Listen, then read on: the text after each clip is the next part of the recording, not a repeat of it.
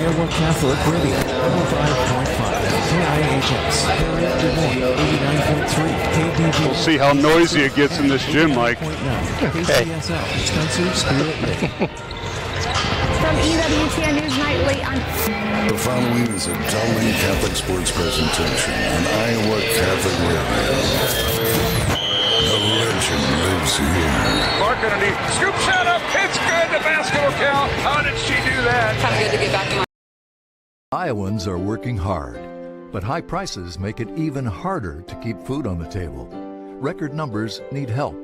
Your neighbors, your friends, your community. Stopping hunger starts here.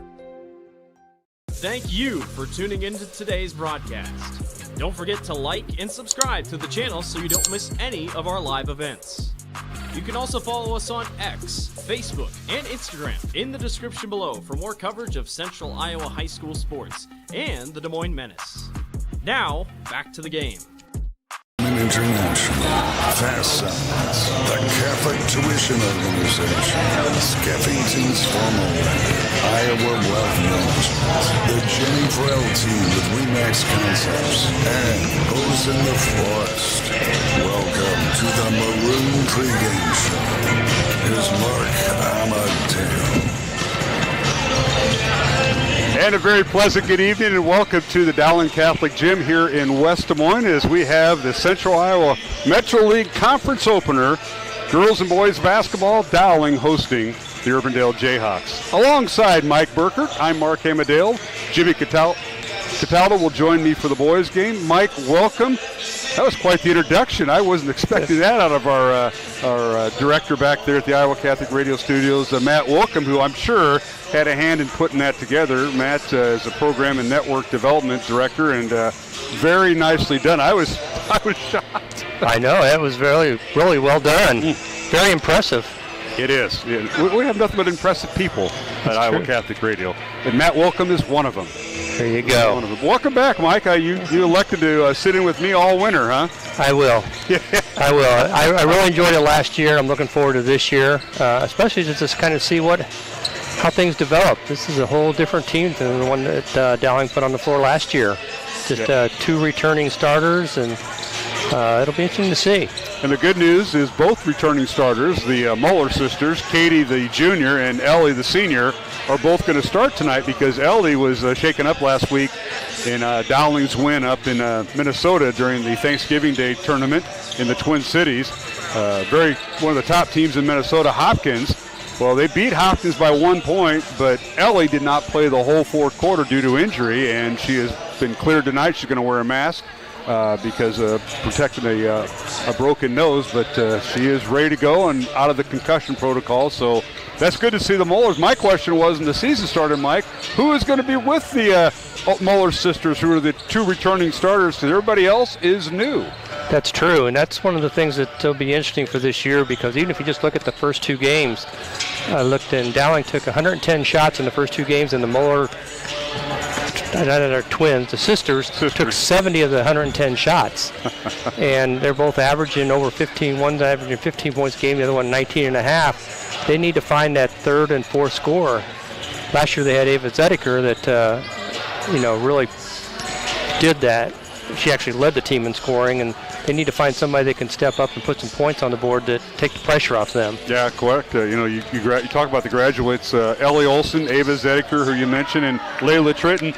The tri-captains all graduated, and they were all in scoring. Tritton might have been the 3rd or 4th scorer on the team, but she has graduated. Now you're looking for that. And right now, through 2 games, it's Adrienne Sears, a freshman at 5'10", so she's one of combo. Everybody plays guard, but she's averaging 7 points, so that might be in the mix. But we'll see. We won't know. We're going to see it before us, because this is game number 3 for Dowling and game number 3 for Urbandale. And 3rd year as a head coach for Joey Aguirre, leading Urbandale, and for Coach Meyer at Dowling, Kristen's 10th year at Dowling and 16th overall. So we have some coaches that are kind of looking to see how their team is going to be formed, who's going to be in the rotation. And usually in the first weeks or so before Christmas, you're kind of playing everybody, giving everybody a shot, because that bench is going to get a little bit tighter as we get into late February and early March. Yeah, that'll be a key thing for Dowling this year. Last year, Coach Myers really stuck with 6 players most of the year. And, you got the 2 Muller girls back that have played a lot. Now you've got to find 3 or 4 or 5 other kids that really have not played much on the varsity level to be able to step up and play in the CIML and play against other opponents that they have, because they do play a tough non-conference schedule. Yes, they do. Tonight's game is going to be simulcast with CISN. Their cameras and such are behind us. We want to welcome them to our broadcast tonight. Our director is Gavin Ibsen, and the camera operators are Drew Reinhardt and Miss Sammy Nord. So we appreciate having them for both games of the doubleheader as we simulcast with them on Iowa Catholic Radio. Matt Wilkham is our studio producer, and I'm Mark Hamadale alongside Mike Burkert. And Mike, last year for Dowling, they had a tremendous year. They lost to now the 2-time defending state champions, Johnson Dragons, 55-44 in the state championship game. They finished with a record of 22-4. 3 of their 4 losses were to the Johnson Dragons, who have everybody back except their starting center from last year. And we'll talk more about the Dragons as the season progresses. But for Urbandale, head coach Joey Aguirre, his 3rd year, but last year went 4-18, has not won a conference game, and he's doing it the right way. Starting at the ground level, you got to get in the middle schools, make sure you keep the kids that belong in Urbandale, and he lost a couple starters from last year, but these kids keep moving on, and so does the coaching staff. All you can do is coach what you have and keep what you have, at least try. That's true. The way you talked about, he's going about it the right way. You've got to develop kids at the grade school level that want to be part of your program, and you also have to develop that mindset that you want to play, in their case, the Urbandale way. And like for us in the past, I did, was involved with the freshman program for so many years, and you want to teach them the Dowling way. It may not be the way they're used to, but you need to teach them the Dowling way so as they become a freshman, sophomore, junior, senior, that's ingrained in their mind, that mindset about what you want to accomplish. Once again, listening to the pregame show here on Iowa Catholic Radio and CISN as we simulcast tonight's game here at the Dowling Gym in West Des Moines, the opening night for the boys. Dowling and Urbandale. The boys haven't gotten any games under their belt. Their opening night is tonight, so that'll be interesting when we have that, and Jimmy Cataldo will join us for that. But for the Urbandale girls, they come in with a record of 1-1 as they lost their first game of the year at Indianola 59-41, and then they beat Gilbert last week right before the Thanksgiving Day holiday 51-44 in Gilbert. And tonight is their third straight road game. And I asked Coach Aguirre, I said, hey, who's doing your scheduling? 3 road games, including your conference opener? And he says, yeah, got to work on that scheduling part, Mike, but sometimes you have no control over that. That's true. But the thing is, they've gotten at least 2 games that the kids have had to play, for better terms, under fire. It's not like scrimmaging against your own teammates for 2-3 weeks before you start the first game, and that's where you kind of see where you're at. And it's good that they got the win up at Gilbert. It gives the kids a little bit of confidence as they come into the game against the Dowling in the conference. So Urbandale with a record of 1-1. Dowling is 2-0 and ranked 3rd in the preseason rankings in Class 5A.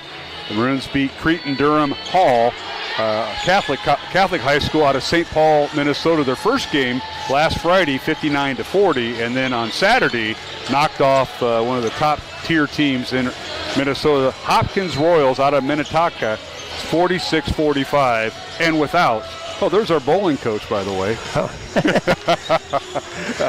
Coach Greiner, he's bowling and girls basketball, so he's doing a little bit of both, Logan Greiner. But so the Maroons coming off the traditional Minnesota, what they call it, the Twin Cities Thanksgiving tip-off last Friday and Saturday, and always playing some upscale teams, and right after Thanksgiving, the Thanksgiving holiday. Yeah, that's been a kind of a tradition here for years at Dowling, that anytime that you get an opportunity to play a good non-conference schedule, you'll do that. Back in the day, we played Breck up in Minnesota, which was a state champion. Right, that's right, forgot about that. And had some great games against South Sioux City, Nebraska. Probably one of the games that Mr. Wilkinson, who's listening, probably will remember, because he'll tell you that's the best game he's ever seen. And has been told that was that overtime game that with Allie Thrall and them playing in that one. So that was a good game. Yeah, it's a good trip. Well, other games tonight in the Central Iowa Metro League, the Waukee girls, who are ranked 7th, have a bye tonight. So number 11 Valley is at number 8 Ankeny, and it's a girl-boy doubleheader. The rankings are all on the girls' side. Boys haven't had rankings as of yet. Southeast Polk is at number 1 Johnston and their 53-game winning streak. Ankeny Centennial is at 2nd-ranked Waukee Northwest. That's another game that'll be carried on CISN. Waukee is at Hoover. That's a boys-only contest, and that'll begin at 6:30 tonight. And, of course, here at the Dowling Gym, it's Urbandale at 3rd-ranked Dowling girls in a girl-boy doubleheader. Other games in the area, Marshalltown's at Lincoln. Indianola's at Ottumwa. These are all girl-boy doubleheaders. Just outside Des Moines, ADM of Adel at number 1 Dallas Center Grimes in a girl-boy doubleheader. Pella is at North Polk, and Ballard is at Norwalk. We're going to take a 1-minute break here in the pregame show. We'll come back with starting lineups and Mike Burkert's analysis as we step up to the girls' game, Dowling and Urbandale. The Maroons own quite the winning streak, 30 in a row over Urbandale. I think it dates back to when you were coaching with Bob and Sharon. That's quite a stretch, but we'll talk more about that as our pregame show continues here on the Iowa Catholic Radio Network and CISN. Provided by construction professionals, serving customers through a proven process, creating unique design, functionality, and artistic beauty. Construction Professionals is a Catholic family business built on a strong foundation. cpcustomhomes.com. Programming supported in part by Skeffington's Formalware, in business since 1951 with locations in Des Moines, West Des Moines, Coralville, and Ankeny. Skeffington's Formalware, online at skeffingtons.com. Thank you, Skeffington's Formalware, for your support of Iowa Catholic Radio.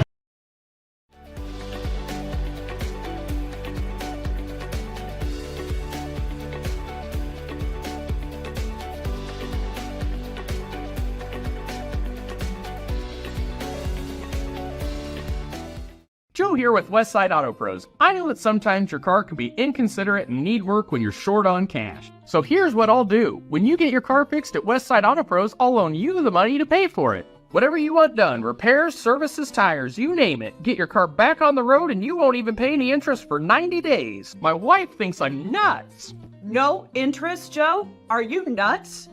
Get your car fixed now and pay later only at Westside Auto Pros. You don't suppose she's right? Employee pricing plus extra DeArmond discounts at DeArmond Ford. New 2024 F-150s with over $20,000 off. Get a new Ford Bronco with $9,000 off plus 3.9% for 72 months. New Bronco Sports on sale for $37,990 plus 3.9% for 72 months. And new Super Duties with $10,000 off. Extra discounts on top of employee pricing. Only at DeArmond Ford, Indianola.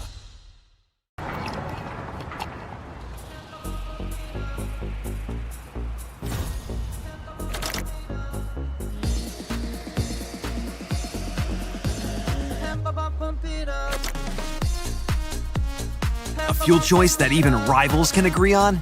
Now that's worth the hype. Cheaper, cleaner, and homegrown. Pump it up with Unleaded 88.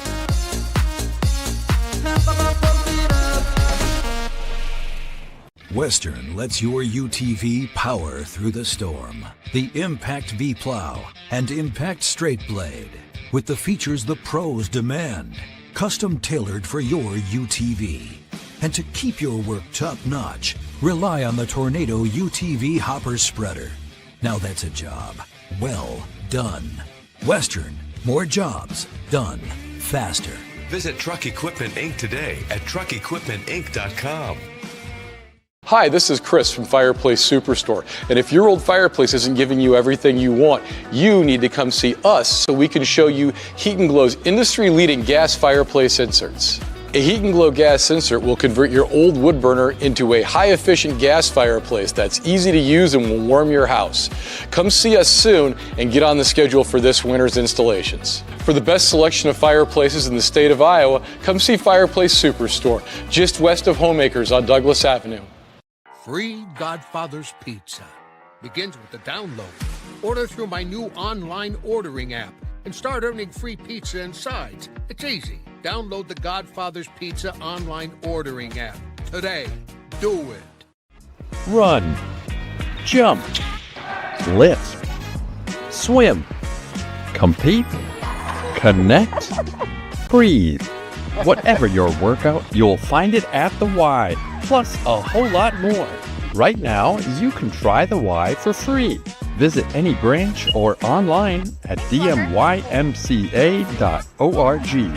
One membership, endless opportunities. Your YMCA. Is that rebounding margin? Absolutely.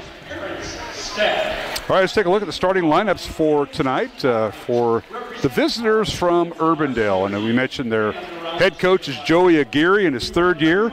10 wins, 37 losses. He's assisted by Andre Owen, Ty Sharon, Nate Stevens, and Lucas Tennis are on the staff. Jayhawks come in with a record of 1-1 with wins, with the win over Gilbert in their last meeting, 51-44 last week before the Thanksgiving holiday, and then losing at Indianola in their first game of the season. They dressed 6 seniors, 2 juniors, 1 sophomore, and 5 freshmen for Coach Aguirre. And they'll start at one guard, Riley Pruitt, a 5'7" senior, averaging 2.5 points and 2 rebounds. She'll wear number 3. The other guard is Elise Pins, a 5'7" junior, averaging 4 points and 3 rebounds. She'll wear number 13, and she's also one of the 3 captains for Urbandale. Ella Schott, a 5'11" senior forward, wearing number 14. She is also a captain, averaging 5 points, leads the team with 4 assists and 8 steals on the season. The other guard is Mia German, a 5'6" junior, averaging 9 points, 5.5 rebounds. German will wear number 20. And the third captain is their leading scorer, Ava Wadier, 5'10" senior, averaging 17 points, 9 rebounds, 2 assists, and she'll wear number 21. So for the Jayhawks, it's Pruitt, Pins, Schott, German, and Wadier. Off the bench, we'll see Aubrey Schumann, a 5'9" senior, along with Natalie Hagan, a 5'6" freshman, and Haley Crowdis, a 5'8" senior, coming off the bench for Coach Aguirre tonight. Now for Dowling Catholic, as the Maroons had to adjust their lineup. I had one lineup without Ellie Muller, who's going to wear a mask, a face mask, if you will, due to the broken nose that she suffered in Minnesota. So we'll keep an eye on that. So Dowling will start at one guard. Katie Muller, 6'2 junior, averaging 19.5 points, 7.5 rebounds, leads the team with 4 assists and 4 steals a game. And Muller will wear number 11, and she is also one of Dowling's 3 captains. The other guard is Olivia Meredith, a 5'9 junior, averaging 2 points, 6.5 rebounds. Meredith wore number 5. The third guard is number 25, Maddie Rice, a 5'8 senior, averaging 2.5 points, 3 rebounds. Rice will wear number 25 and also a captain. And the other guard is Adrian Sears, a 5'10 freshman, averaging 7 points, 2.5 rebounds, and 3 assists. Sears will wear number 31. And finally at center, one of 2 seniors on the team, Ellie Muller, a 6'3 senior, averaging 15 points, 11.5 rebounds, and 6 blocks on the year. Muller will wear number 23 and will play tonight with the mask on. So that's a look at the starters. Our officials tonight are Dan Beating, Matt Roberts, and Mark Flegel. We're going to take a break. We'll come back with the tip-off, Dowling and Urbandale, following these messages along the Iowa Catholic Radio Network and CISN. Employee pricing plus extra DeArmond discounts at DeArmond Ford. New 2024 F-150s with over $20,000 off. Get a new Ford Bronco with $9,000 off plus 3.9% for 72 months. New Bronco Sports on sale for $37,990 plus 3.9% for 72 months. And new Super Duties with $10,000 off. Extra discounts on top of employee pricing. Only at DeArmond Ford, Indianola.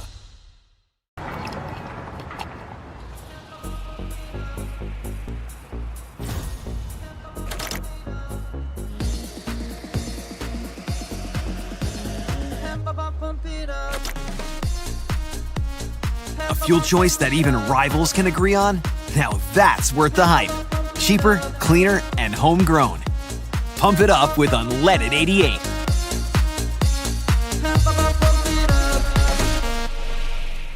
Western lets your UTV power through the storm. The Impact V Plow and Impact Straight Blade, with the features the pros demand.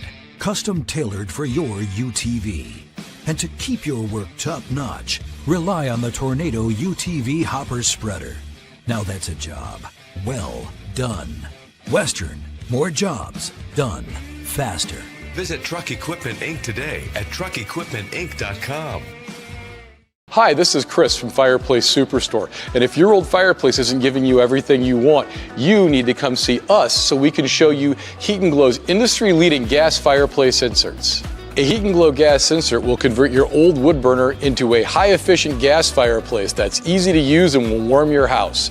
Come see us soon and get on the schedule for this winter's installations. For the best selection of fireplaces in the state of Iowa, come see Fireplace Superstore, just west of Homeacres on Douglas Avenue. What if you could make a priceless difference in your community for as little as $5? With the Des Moines Catholic Worker House, you can. For nearly 50 years, the Des Moines Catholic Worker House has given the homeless and low-income community a place to feel welcomed. With your support, we could turn 3,000 free meals each month into 4,000. We could build a brand new warming and cooling center in our future facility. We could provide more hygiene products, more clothing, and more hope to those who need it most. Feed the hungry, clothe a neighbor, and spread your generosity throughout Des Moines by scanning the QR code on the screen right now. Donate online via PayPal or mail a check to make a priceless difference in your community today. Thank you so much for your support. 18th overall, as she spent some time at Nevada. 271 wins, 93 losses overall. She's assisted by Joel Danner.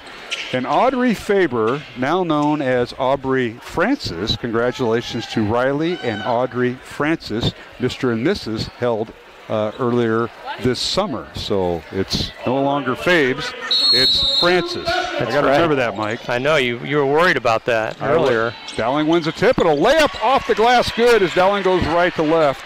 And that is Katie Muller getting things started. 2-0 Maroons. Dowling coming in with a record of 2-0. They're third ranked in Class 5A preseason. Urbandale with a record of 1-1, unranked this year. As Jayhawks with the basketball in the front court is Elise Pins, number 13, gives it to Mia German. German swings the ball right side over to Ava Wadier. This is Urbandale's leading scorer, Wadier, averaging 17 points a contest. Wadier tries to drive on Katie Muller, stops at the right elbow. 2 on the shot clock. They'll launch a 3. Up, good! Long 3, good by Mia German. And Urbandale takes a 3-2 lead over Dowling. That kind of reminded me of a Drake offense, back in the day with Coach McCollum. You just wait till the shot clock gets under 5 and launch it. That's right. And that was about 3 steps behind the three-point line, too. She was. Mia German getting things started for Urbandale. And now a turnover by Dowling. So the Maroons give it back, and the Jayhawks with it in the front court. This is Ella Schott with it. Swing pass over to Pins. Pins driving on Sears. It's in the lane, a shot up and good off the glass by Elisa Pins. And the Jayhawks have a 5-2 lead over Dowling, a 3-point lead early for the Jayhawks. Now Dowling in the front court with his corner 3 by Sears, up and good. That didn't last long. Adrian Sears with her first 3 of the year. That's a nice ball movement by Dowling. Kind of a matchup zone that Urbandale's playing. And they were patient and got a nice shot off. Tied at 5, 6:15 remaining first quarter. Urbandale with the basketball. Here's Schott with it. Gets it up top to Wadier. Hands it off to German, drives. Has to kick it back out. Now over to Schott. Left side it goes to Riley Pruitt. Pruitt guarded by Olivia Meredith. Picks up her dribble. Near a 5 count. And gets it off. Finally gets the pass over to Wadier. 1 on the shot clock, and they won't get it off. And that is a shot clock violation on Urbandale. And I believe that is their first turnover of the night. It is. So far, neither team has missed a shot either, so. Hot shooting on a cold night. That's true. Love it.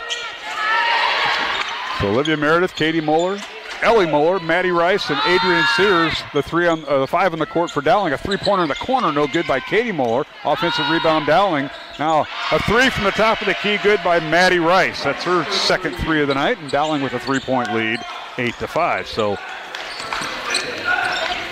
Dowling with 5 straight points after Urbandale took a brief lead of 3.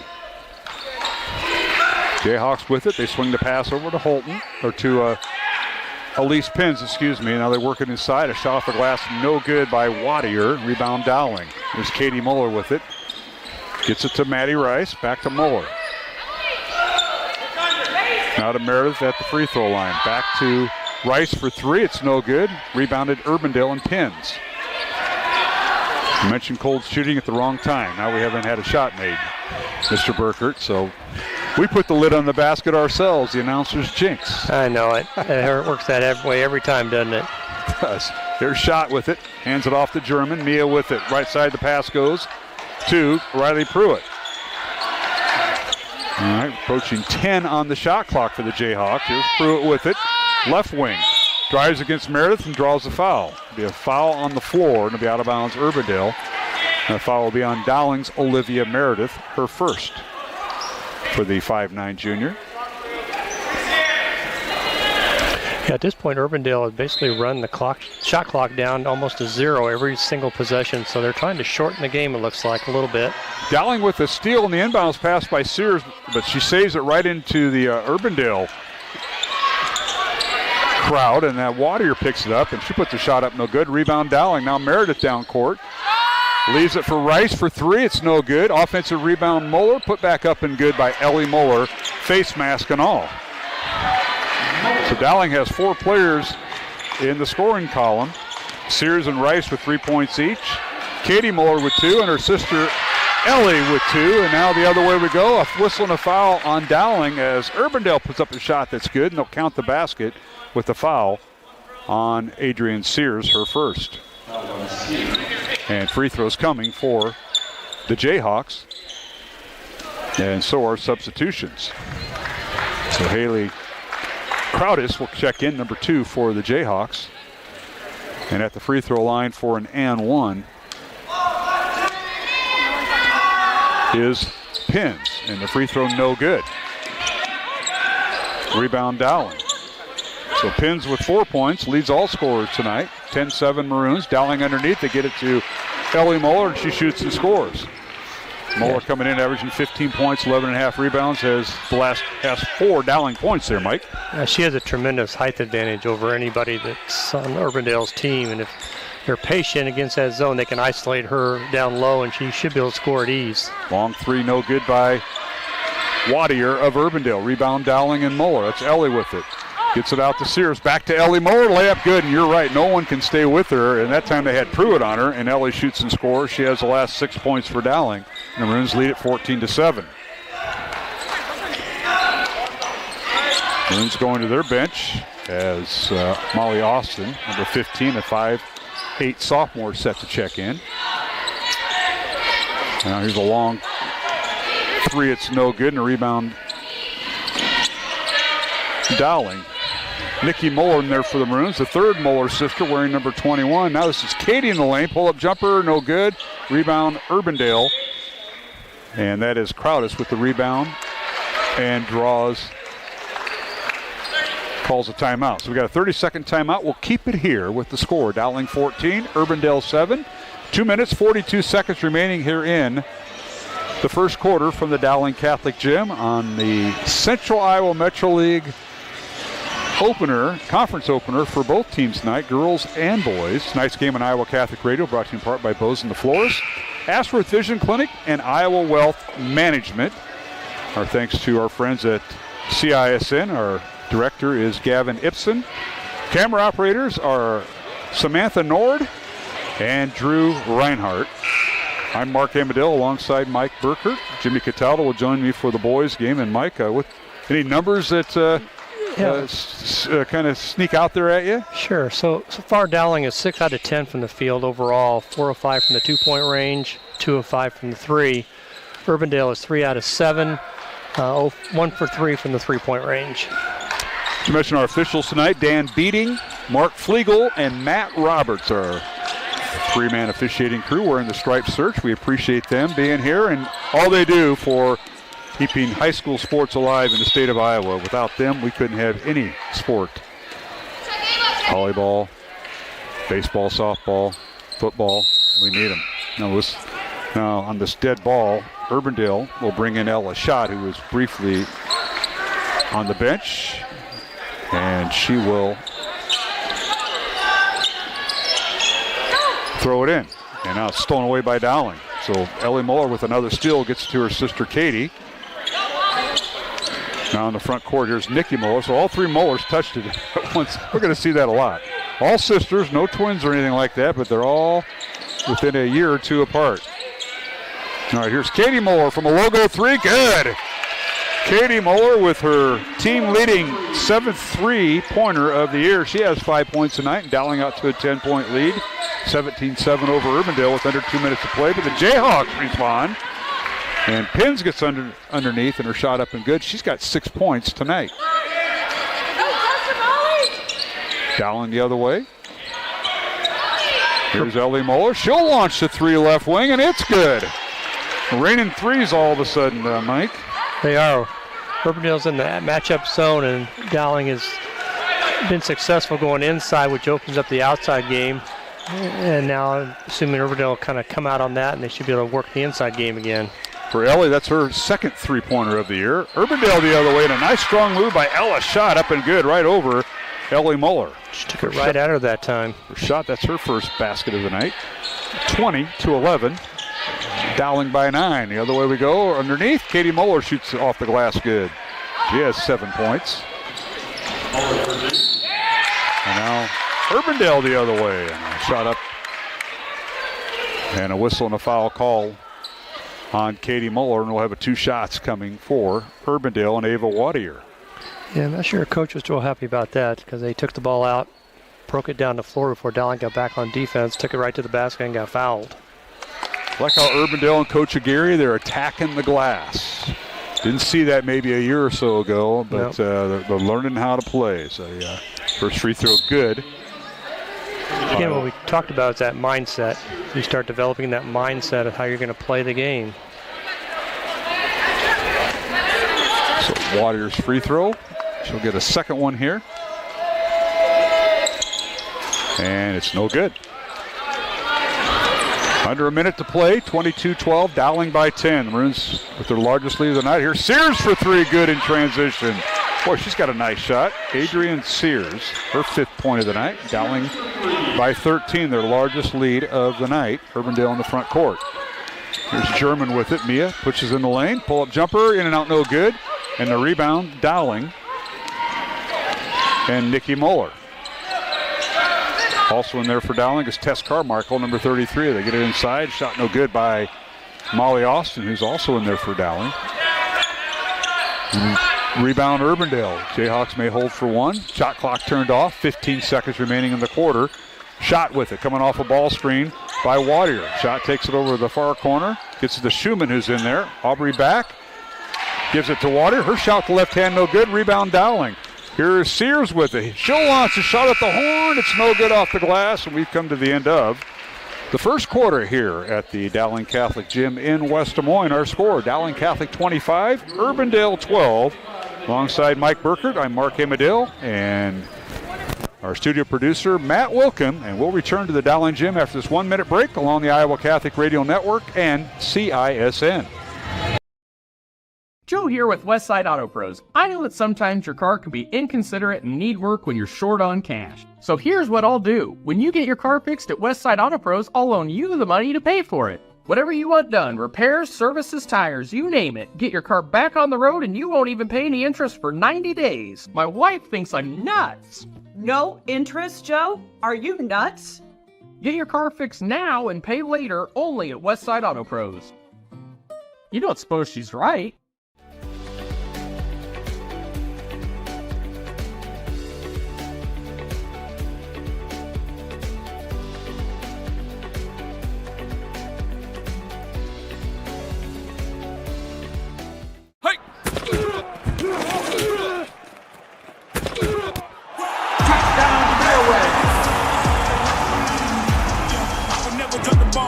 I'm making a piece. Hey, this ain't for the faint of heart, we always playing rough.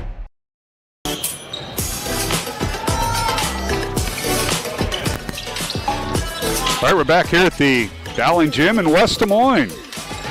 Tuesday night, high school girls and boys basketball, Central Iowa Metro League opener for both teams. And now Urbandale with the basketball first. Aubrey Schumann gets it inside. Her shot up and no good from the left block, but Dowling comes back the other way and shoots and scores.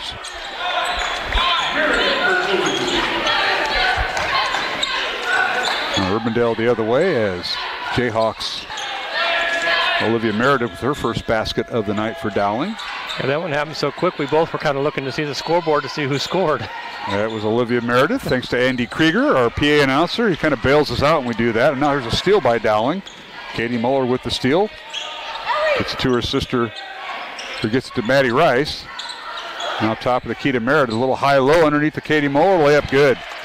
Katie posting up Ella's shot, and that's a mismatch. Shot at 5'11", and Ellie Muller at 6'3". Yeah, they've got that all night, and they did set it up well. They cut somebody through to eliminate the backside help and toss it over the top.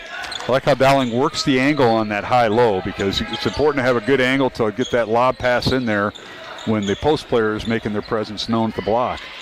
And there's a near steal. We got a whistle and a foul on Dowling.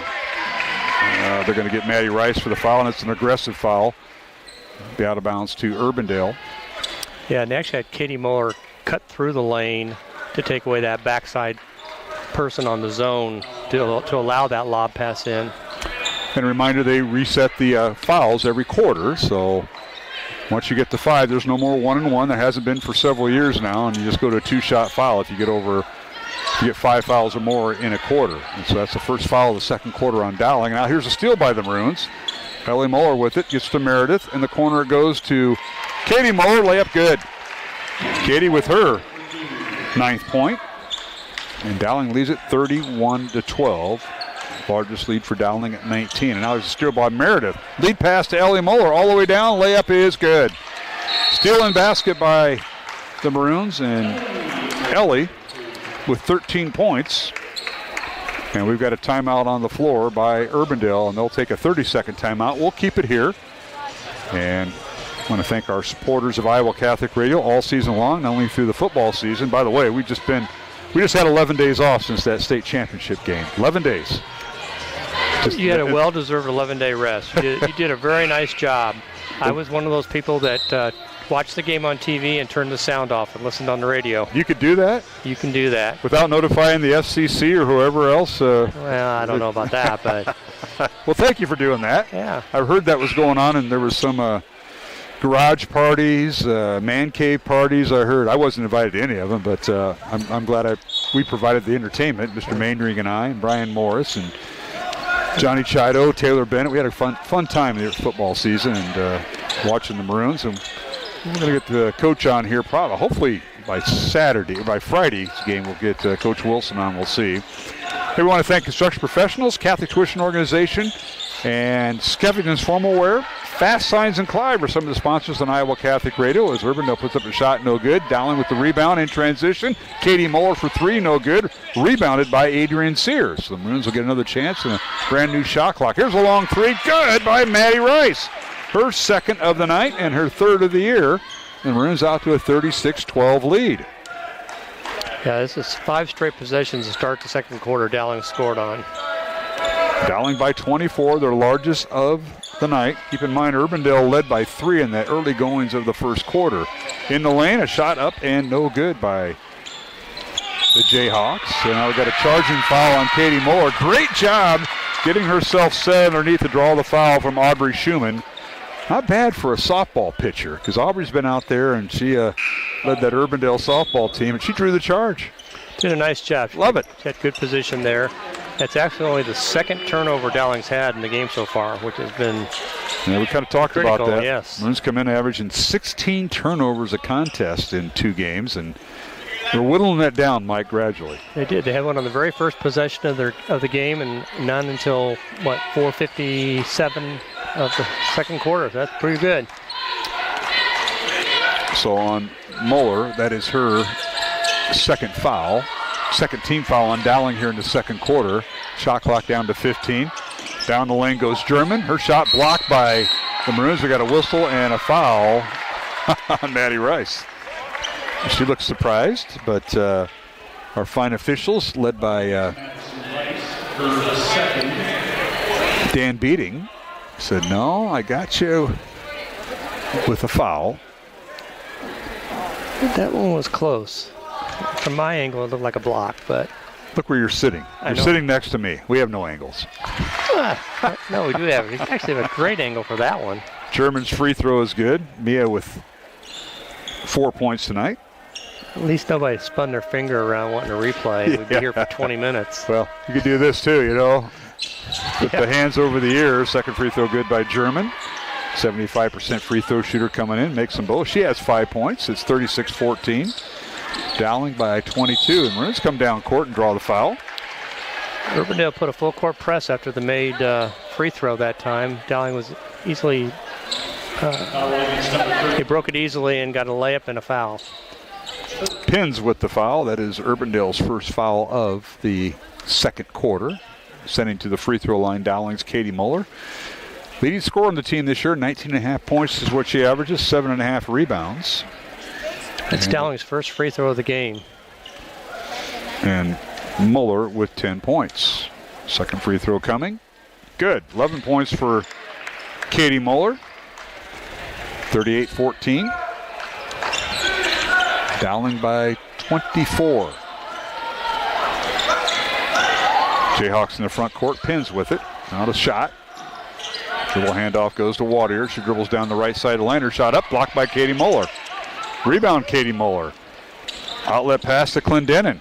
Kate Clendenin, who just got in the game, and a shot up and no good. Whistle and a foul on Urbandale, and 2 free throws coming for Kate Clendenin as Pins picks up her second foul. So Muller, Katie Muller, and of Dowling and Alyssa Pins of Urbandale, 2 fouls each, and free throws coming for Maddie Rice. And the first one up and good. Tonight's game on Iowa Catholic Radio brought to you in part by Fast Signs in Clive, Skeffton's Formal Wear, and the Catholic Tuition Organization. Second free throw good by Rice. She has 8 points tonight. And as we approach the 4-minute mark of the second quarter, Dowling 40 and Urbandale 14. Bruins have their largest lead of 26 points here in the first half. Dowling has scored on 7 of their 8 possessions in this quarter.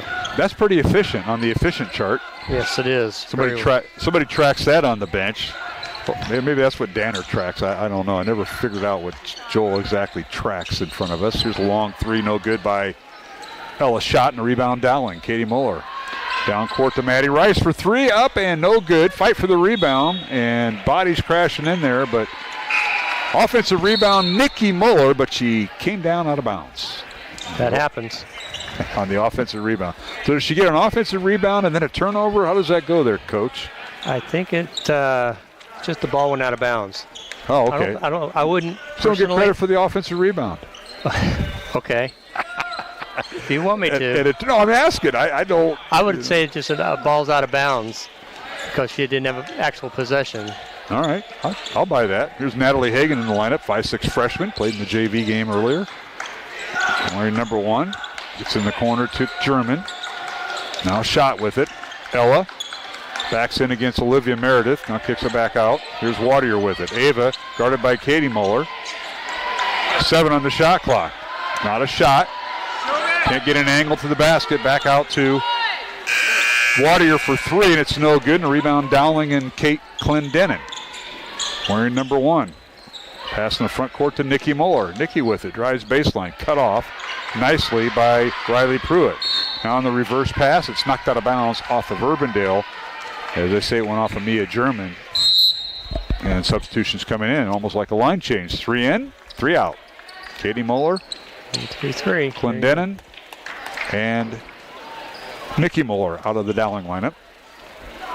In will be Adrian Sears. Here's Meredith with it, back to Sears. Also in there for Dowling, Molly Austin, number 15. And Emerson Flattery, who just committed the turnover on a travel call. So Dowling dressing 11 players, and all 11 will play, and may play in the first half, with the Bruins leading 40-14. Alongside Mike Burkert, I'm Mark Hamadale. Dowling boys head basketball coach Justin Einertson will join us here at halftime. We'll kind of preview the boys contest. It'll be the opening night for the Dowling boys. Both Urbandale and Dowling girls playing their 3rd game of the season. Now a long 3 by the Jayhawks, no good by Ava Wadier, and a rebound Dowling. Here's Sears with it. Outlet pass goes to Tess Carmichael in the lineup. Carmichael, a 5'7" sophomore, wearing number 33. Now the pass by Dowling, stolen away by Pruitt. Layup up, no good. Fight for the rebound and jump ball. And possession arrow will be Dowling, yes. And I think we're going to get a timeout. So this will be a 30-second timeout. They're going to burn all those. We'll have nothing but minutes left in it's probably the second half. Minute 52 remaining here in the second quarter. It's Dowling 40 and Urbandale 14. And Mike Burkert, what do you think? This game's been up and down. Don't forget, Urbandale had that 3-point lead in the early stages of the first quarter, and then Dowling erased that. And now the Bruins lead by 36 with just under 2 minutes left in the half. Yeah, they started off strong. They ran the clock down to almost 0 each time. Hit a couple of shots, but then consistency they couldn't hit. They couldn't follow up with making those shots, and they're still trying to run the clock down, but they're struggling with hitting the shots. They really only have 2 turnovers. That was something we talked about in the pregame. They had to cut down on. I should say it's a 26-point Urbandale lead. I did the Southside math, and that didn't. I figured it out, and now Dowling on the floor. Bodies fly, and now a jump ball called, and Maroons will lose possession as Emerson Flattery lost control of the basketball, went to retrieve it, and they force a jump ball. So Urbandale with it. Here's Natalie Hagan, number 1, a 5'6" freshman, dribbling in the front court. Gets underneath the Wadier in the lane, off the glass, shot with the left hand, no good. Rebound Dowling. Molly Austin with the rebound. To Sears. Adrian. In the corner it goes to Flattery. And now up top to Molly Austin. Austin, a 5'8" sophomore, and now a whistle and a blocking foul called on Riley Pruitt. That'll be her first. So team foul number 3 on Urbandale here in the second quarter, and 3 on Dowling. Substitution for Urbandale as Mia German will check in for the Jayhawks. And Dowling will inbound the ball to Olivia Meredith. Yeah, Urbandale switched to a man-to-man defense now, and has caused the people in the game a little problem. They've had 3 consecutive turnovers. Here's Meredith over in the corner for 3 by Flattery, no good. Offensive rebound Dowling. Austin comes away with it. Brand new shot clock. No. Sears in the lane, shot with the left hand, no good. A whistle and a blocking foul on the Jayhawks. They'll get Pruitt for her second. So Pruitt and Pins, 2 starters with 2 fouls each. Yeah, that's. I think she's going to come out now. Make sure to preserve her, so she's got fouls for the second half. So free throw at the free throw line, Adrian Sears, and she hits the first free throw. She has 7 points tonight to lead the Maroons, and Sears will get the second free throw. It's good. Sears with 8 points tonight for the 5'10" freshman who got the start. 42-14 Dowling. Here's Hagan in the front court for the Jayhawks. And Pins with it down the lane, trying to get in the corner. It's stolen away. Sears with it. 2-on-1 fast break. Broken up nicely underneath by Clendenin, but right back, or check that. Broken up by Hagan, but picked up by Sears, and she shoots and scores. So Sears with 10 points. Now a long 2-pointer basket, they say, by Pins is good. She's got 8 points for Urbandale. It's 44-16. Coach Einerson, welcome. We can still talk to you and do this, you know. Now a 3-pointer by Dowling up and good. Nice shot. Adrian Sears hit that one. And a long 3, no good. As Sears with 3 threes in the first half. And Dowling leads at 47-16. And we're going to talk to Coach Einerson here in a moment, but I thought we'd have a little bit more time to visit. But you ready to talk to the media? Along. Absolutely. Good to be back. Well, we got to pay some bills. We got our friends at CISN up there, and they start giving you the high sign. It's like, yeah.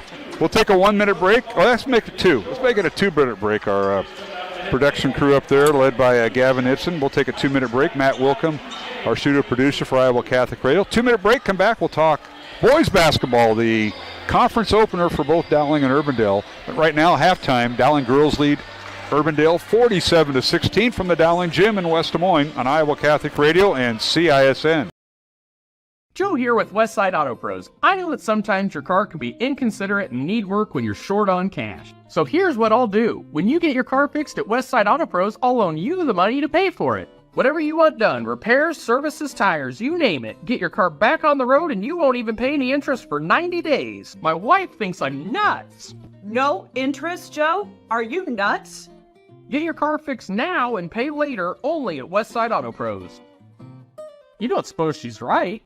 Employee pricing plus extra DeArmond discounts at DeArmond Ford. New 2024 F-150s with over $20,000 off. Get a new Ford Bronco with $9,000 off plus 3.9% for 72 months. New Bronco Sports on sale for $37,990 plus 3.9% for 72 months. And new Super Duties with $10,000 off. Extra discounts on top of employee pricing. Only at DeArmond Ford, Indianola.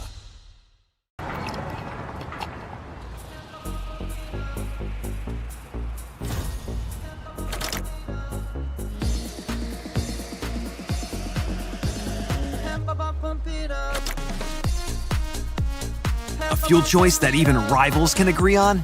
Now that's worth the hype. Cheaper, cleaner, and homegrown. Pump it up with unleaded 88.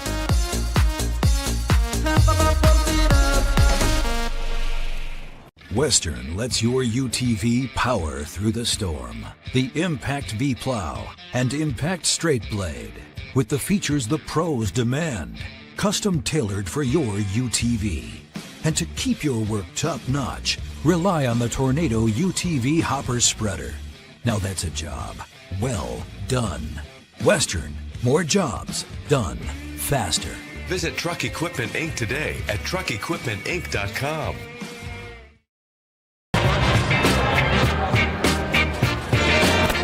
All right, welcome back to the Dowling Gym.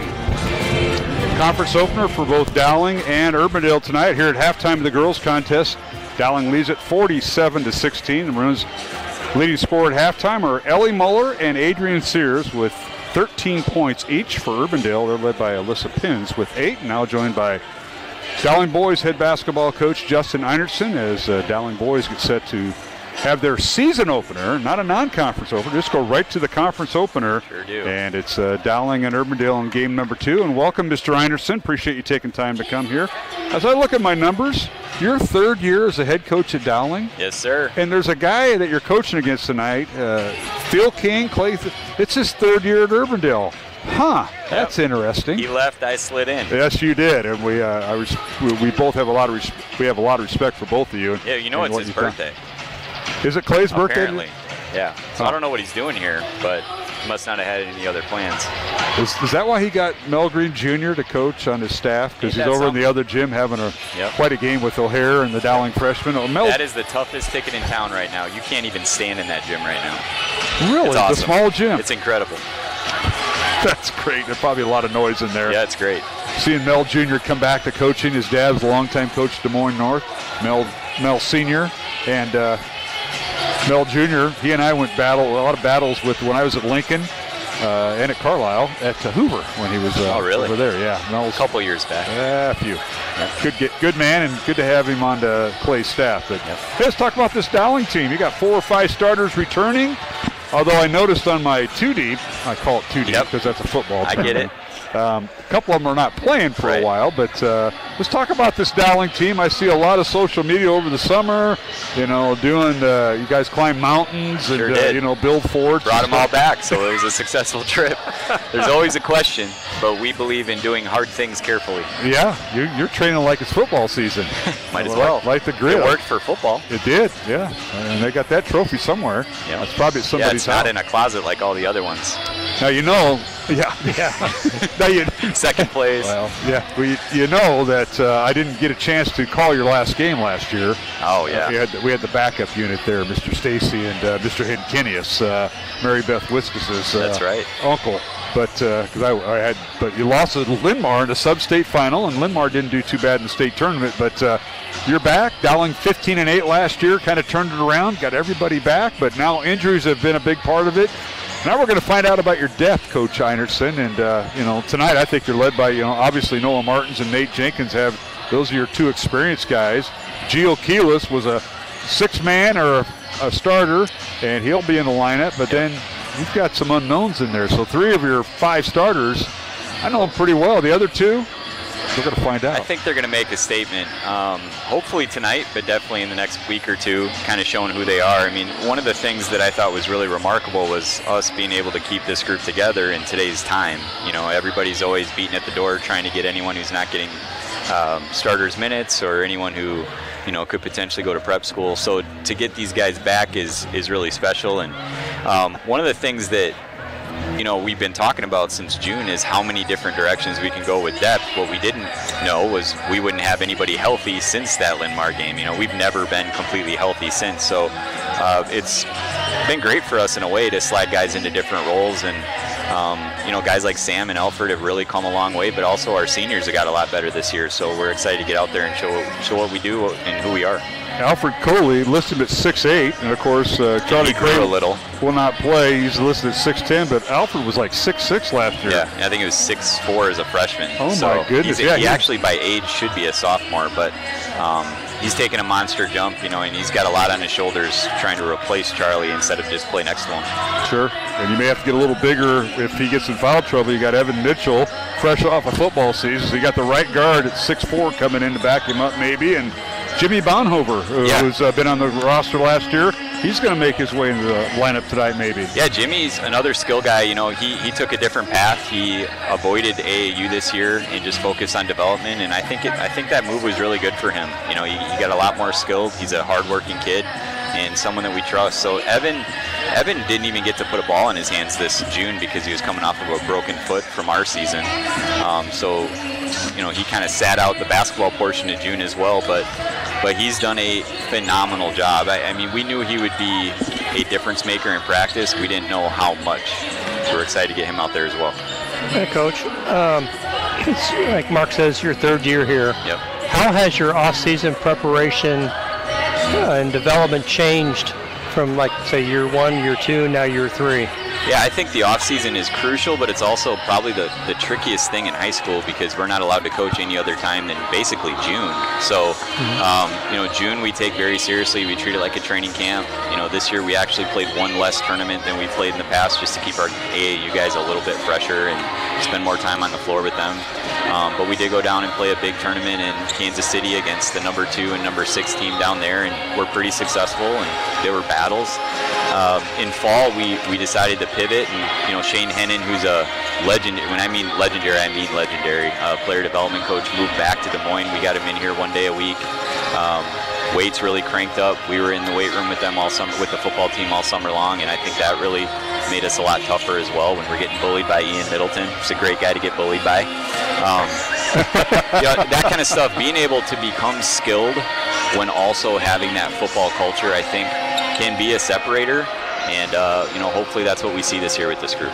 Coach, I know we're running out of time here before the half starts, but taking on Urbandale, Jayhawks coming off an 11-12 year. They won 5 of the last 6 games before losing to Ames in their sub-state semifinal. But Davis Hardison, the assistant coach's son, returning starter, leading scorer, along with Jack Pargan. Those are 2 main scorers with Sturdivant out tonight for Urbandale, so they have one of their starters out. You talk about the matchup. Yeah, they're good. I mean, they're one of those teams I felt was probably a little bit disrespected by all the rankings because there's so many teams that return key players. I don't think anybody returns 2 guys that were more key than they do. So, these 2 guys are score-at-will type players, and they're surrounded by some tough kids. So, we have to be really sharp. This is a team that can win any night in the CIML, and I think that they're going to be, pushing for a state title berth like the rest of us. So, as you would imagine, there's no nights off in the CIML, and this is definitely one of them. Coach Anderson, thanks for joining us. Best of luck tonight, and appreciate that.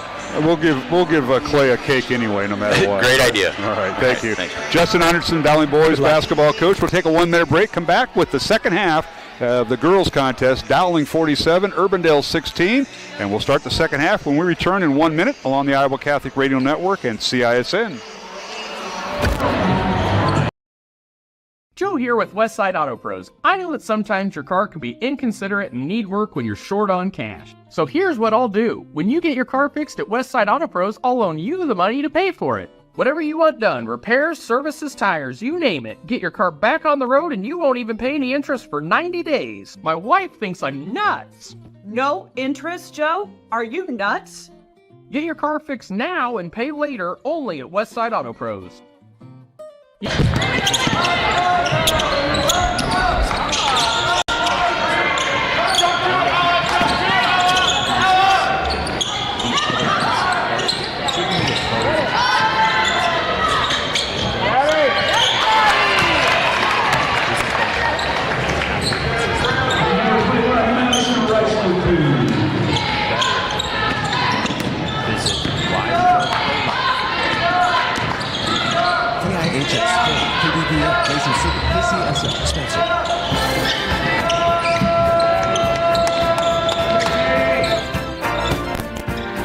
All right, we're back here at the Dowling gym, second half underway, and the Maroons won their first possession, scoring underneath by Matty Rice.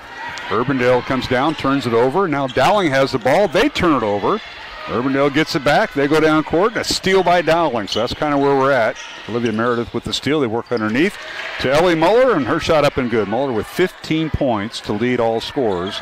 That's her first basket of the second half. Mike Burkert, as we get rolling here in the second half, we'll get some of those first half numbers. I'm going to call them official numbers coming out of you. Whoa, okay. How about that? Well, one thing that's been impressive so far when I look up at the scoreboard, Dowling has 4 players in double figures.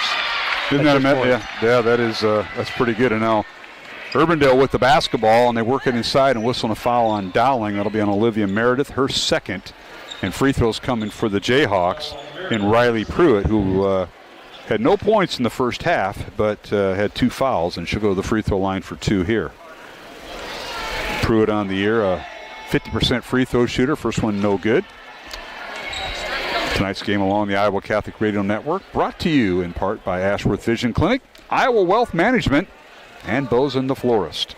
Mark Amadale, Mike Burkert here in Game 1. Jimmy Cataldo will join me in Game 2. Second free throw no good, so Pruitt scoreless tonight. Dowling the other way, a three-pointer in the corner, good by Maddie Rice. Well, she's really improved her shooting from a year ago. That is her third 3 of the night, and a timeout Urbandale. And Rice with 13 points on 3 threes, and Dowling leads at 54-16. And are all your numbers caught up, Mike? I'll let you read them off. Go ahead. Well, I was going to try to give you up-to-date ones. I couldn't find my calculator that fast. But first half, Dowling shot 69.2%. They were 18 out of 26 from the field, 10 of 12 from the 2-point range, and 8 out of 14 from the 3-point range. They hit all 6 of their free throws, and we talked about the fact that first couple games their free throw shooting was not exactly kind of probably what they wanted, but they were 6 out of 6 so far. Like I said, they're 18 for 26. They've hit their first 3 shots of the second half, so now they're 21 out of 29. So whatever that percentage is, it's above 69 now. I know. Urbandale 6 out of 23, 26%, 3 of 5 from the free throw line. All right, there's our first half numbers. Dowling jumped out to a 25-12 first quarter lead, and the Maroons outscored Urbandale 22-4 in the second quarter and led 47-16 at halftime. And Dowling now on a 7-0 run to start the third quarter. Now here's a steal by the Maroons. Maddie Rice with it, leaves it for Sears. Adrian kicks it back out to Katie Muller for 3, top of the key, good. Katie Muller with her second 3 of the night. She has 14 points. Her sister Ellie, her older sister Ellie, has 15, and Maroons lead at 57-16. Dowling by 41. Is that another steal by Katie Muller? And now Sears' pass is broken up and stolen away by Ava Wadier to German underneath. Jayhawks now trying to attack the glass. Now reverse pass by Pins, stolen away by Katie Muller. Muller, Meredith, 2-on-1, layup good. Nice pass by Meredith to Katie Muller. She has 16 points, 59-16 Dowling. And the running clock is in effect here in the second half for the Maroons. Long 3, no good by Pins. Rebound Dowling. Here's Rice with it, double team in the baseline. Tries to get it inside to Meredith, and the ball ricocheted out of bounds. They say went off of Urbandale, and the Maroons will bring in Nikki Muller, number 21. The freshman of the Muller sisters, and Molly Austin, number 15, checking in. With Meredith and Rice sitting down. For Urbandale, Riley Pruitt will sit down. Checking in will be Aubrey Schumann, number 33. Dowling inbounds the ball. 4.5 to go, third quarter, 59-16 in game 1 of our girl-boy doubleheader on Iowa Catholic Radio and CISN. Underneath, Muller with the shot. It's no good. Gets her own rebound, puts it back up and through. They'll count the basket. Foul on Pins, her third for Urbandale. So what a flurry there. Muller with 17. This is Ellie Muller with 17. This is her first free throw of the night. And it's good. Yeah, that was Dowling's first missed shot, and then she got the offensive rebound and put it right back in. Now the other way we go. Three-pointer in transition. No good by Ava Wadier of Urbandale. Rebound Dowling. Here's Sears with it. Adrian out to Ellie Muller. Underneath to her sister Katie. Layup good. Nice diagonal pass from Ellie Muller to her sister Katie. And Katie with 18 points. 64-16. Turnover by the Jayhawks. There's Sears underneath. The Katie Muller layup is no good. Rebound Urbandale and Mia German. Underneath the shot. Shot no good. Gets her own rebound but throws it away. She tried to get Schumann with it, and it's stolen away by Dowling. Here's Katie Muller for three. Good, right in front of the Dowling bench. Katie with 21 points. And we've got a timeout on the floor. We'll take a... It's just a substitution. Oh, substitution timeout. Yep.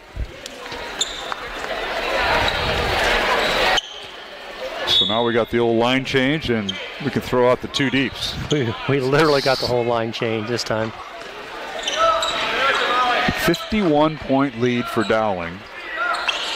Their largest of the night, and now we got an offensive foul on Urbandale as an illegal screen set by Mia German. So the other way we go with Dowling with the basketball.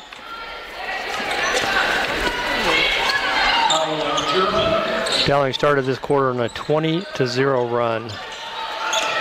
And here's Clendenin with it, who just checked in. Kate's pass goes in the corner to the third Muller. Nikki for three, and it's good. That's her first three of the night. 70-16 Dowling. Dowling's missed one shot in this quarter. And that was, then it got put back, offensive rebound. Now here's Maroons with the ball. Tess Carmichael with it, number 33. Dribbles in the lane. Stops, looking for help. Well guarded by Schott. And gets it out to Molly Austin in the lane. Her shot no good. And a rebound Urbandale and Ava Wadier. 2.5 minutes remaining, third quarter. 70-16. Mercy rule in effect. If you lead by 35 points or more in high school basketball, the becomes a running clock. Unless it's a free throw. Here's Dowling with the ball. There's Meredith. Kicks it out to Mostyn for three. It's no good. Rebound Urbandale and Hagen. Natalie Hagen, a 5'6" freshman in the lineup. Gets it to Schott. Now on the front court to Schumann. Back to Schott. Urbandale underneath his shot. Gets away from her defender. Layup is good. She had Meredith beat, but she missed the left-handed layup. Rebound Dowling. Here's a three-pointer in the corner. Up and good by Kate Clendenin. Her first three of the year. And it's 73-16 Dowling.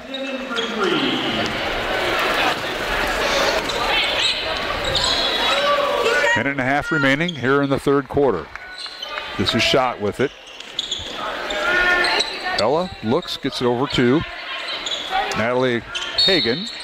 Now we got a pushing foul on the Maroons. I think they're going to get Tess Carmichael with the foul, the 5'7" sophomore. Her first foul. Macy Moore will check in for Urbandale, number 4, 5'10" freshman. Meredith will check out for Dowling, and Emerson Flattery will check in for the Maroons, 5'6" sophomore wearing number 3. Urbandale with the ball underneath. Layup with the left hand, no good by Schumann, but drew the foul, and she'll go to the free throw line for 2.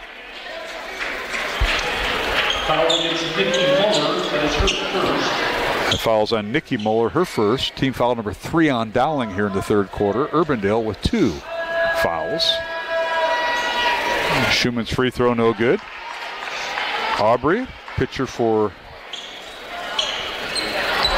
Urbandale softball team.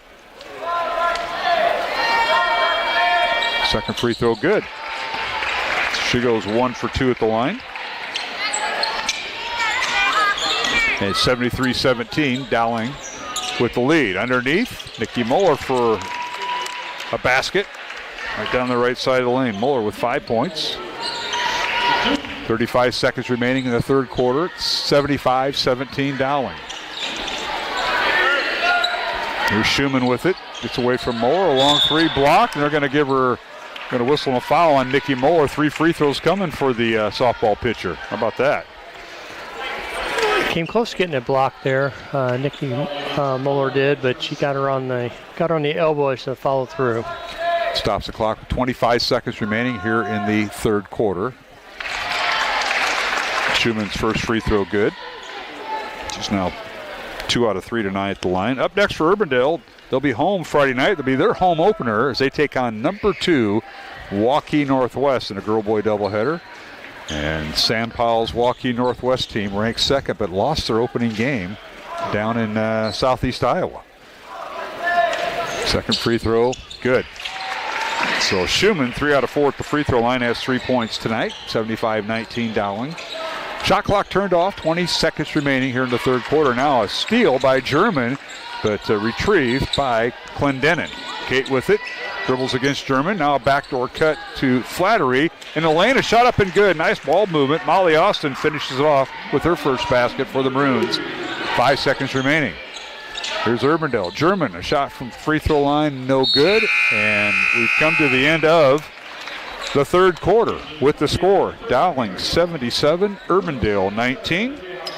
Alongside Mike Burkert, I'm Mark Amadale, and we'll take a 1-minute break and return for the fourth quarter here on Iowa Catholic Radio and CISN.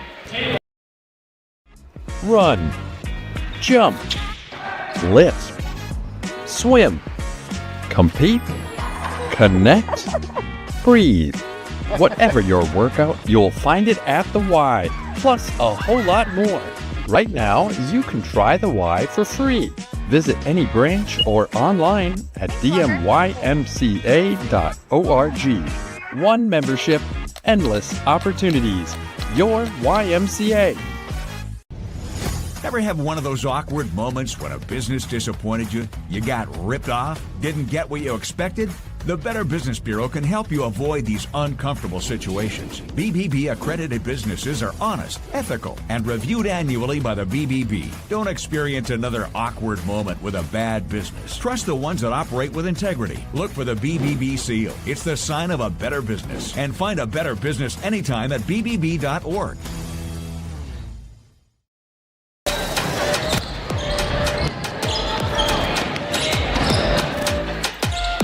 Okay, we're back here at the Dowling Gym, and a bank shot to start the fourth quarter, up and good by Natalie Hagan of Urbandale. That's her second 3 of the year. First 3 points of the night, 77-22 Dowling. As Jayhawks are going to try and finish strong with trying to make up a large deficit. Dowling with the ball in their first possession. A corner 3 by Dowling's Emerson Flattery is good, and for Emerson, her first 3 of the year and her first 3 points of the night. 80-22 Dowling. Maroons outscoring Urbandale 30-3 in that third quarter after leading 47-16 at halftime. Now the Jayhawks take it down the lane, and a shot up and good.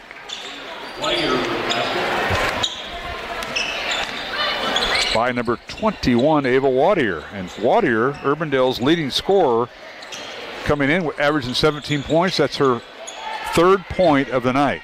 On the Maroons underneath, shot no good. Rebound Urbandale. So fast and furious here in the fourth quarter to close this out, Mike. Yeah, Dowling had 30 points on 18 possessions in that quarter. And Urbandale had very efficient. And Urbandale had 3 points on how many possessions as Schumann gets her offensive rebound and put back good. Her first field goal of the night for Schumann, and she's got 5 points. 80-26 Dowling. Runs in the front court. This is Carmichael with it. Bob's underneath to Nikki Muller. Her shot no good and tipped out of bounds, and they say, no, went off her hand, slipped out of her hand. I think we're having a discussion here. So 2 officials getting together. Great job by our crew. It'll be Dowling basketball. Dan Breeding, Mark Flegel, and Matt Roberts, our 3-man officiating crew. And right there, teamwork.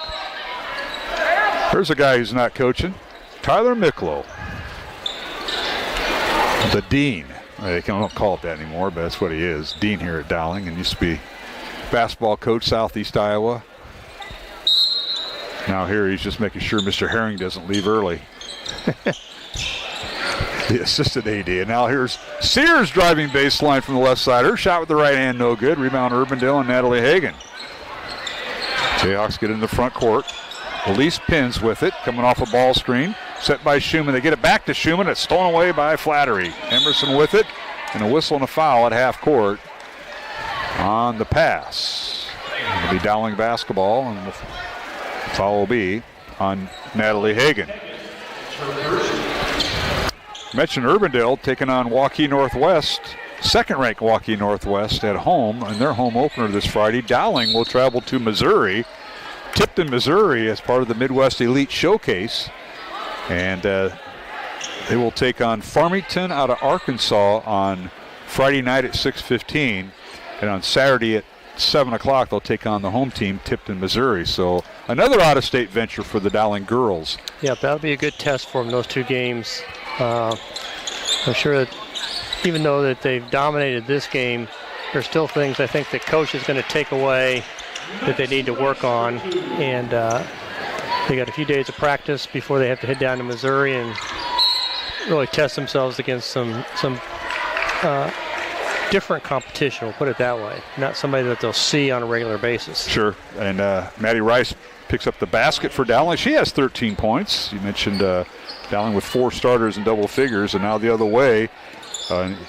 Illegal screen by Aubrey Schumann of Urbandale. Gives Dowling possession. Here's a long three, no good by Maddie Rice. Rebound Urbandale. Jayhawks come away. This is Wadier with it. Dribbles baseline, cut off. Can't get off a shot, now kicks the ball out to Pins. Pins back to Wadier. Wadier held to 3 points tonight after coming in averaging 17 points. Baseline shot is no good by Schumann. Ball slapped around, stolen away by Rice. Rice followed down court by Hagen, and her shot no good. Rebound Urbandale and Macy Moore. Macy will dribble in the front court. Moore, a 5'10 freshman, one of 5 freshmen on this varsity squad for Coach Aguirre of Urbandale. And down the lane, a shot no good, but Meredith will pick up the foul. So Olivia Meredith with the foul for Dowling, sending to the line Elise Pins for Urbandale. One of the things, Mark, I'd point out, we talked about they had 18, both teams had 18 possessions in that third quarter. That was more than either of the first or second quarters, and we had a running clock. That's fast and furious. We haven't had a shot clock violation, Mike, since the first quarter. That's correct. Free throw good by Pins. That's her 9th point of the night for Urbandale. We mentioned Dowling playing Friday and Saturday down in Tipton, Missouri. All I can tell you is just north of Lake of the Ozarks, so they got quite a haul. They'll be hopefully the weather will cooperate for them. Oh, no kidding. Second free throw no good by Pins. Rebound Urbandale as Crowdis has it. Tries to save it from going out of bounds, and Dowling has it. The front court. Here's Carmichael with it. Tess dribbles across the timeline. In the corner to Clendenin. Dribbles the baseline. And stolen away by the Jayhawks. Hagen with the steal. I think Clendenin got away with a double dribble. I think she got it was tipped. Was it tipped? Okay. Yep. Remember, I got that good angle right here. Good no call by the officials. Yeah. Because it ended up in a steal by Urbandale. So Jayhawks with it. Now we're having a shot clock. It's 15 on the shot clock. That might be as low as it's got. Long three, good! That's Macy Moore with her first 3 of the night, her 2nd of the season, 82-30. Looking at her mom over there. I was looking for her there. Yeah, she's over there in the Urbandale crowd. And now here's Nikki Muller down the lane. The shot up and good. Her 7th point. She's trying to catch both her sisters are in double figures. 84-30 Dowling. 2:15 to go. Running clock here in the fourth quarter from the Dowling gym.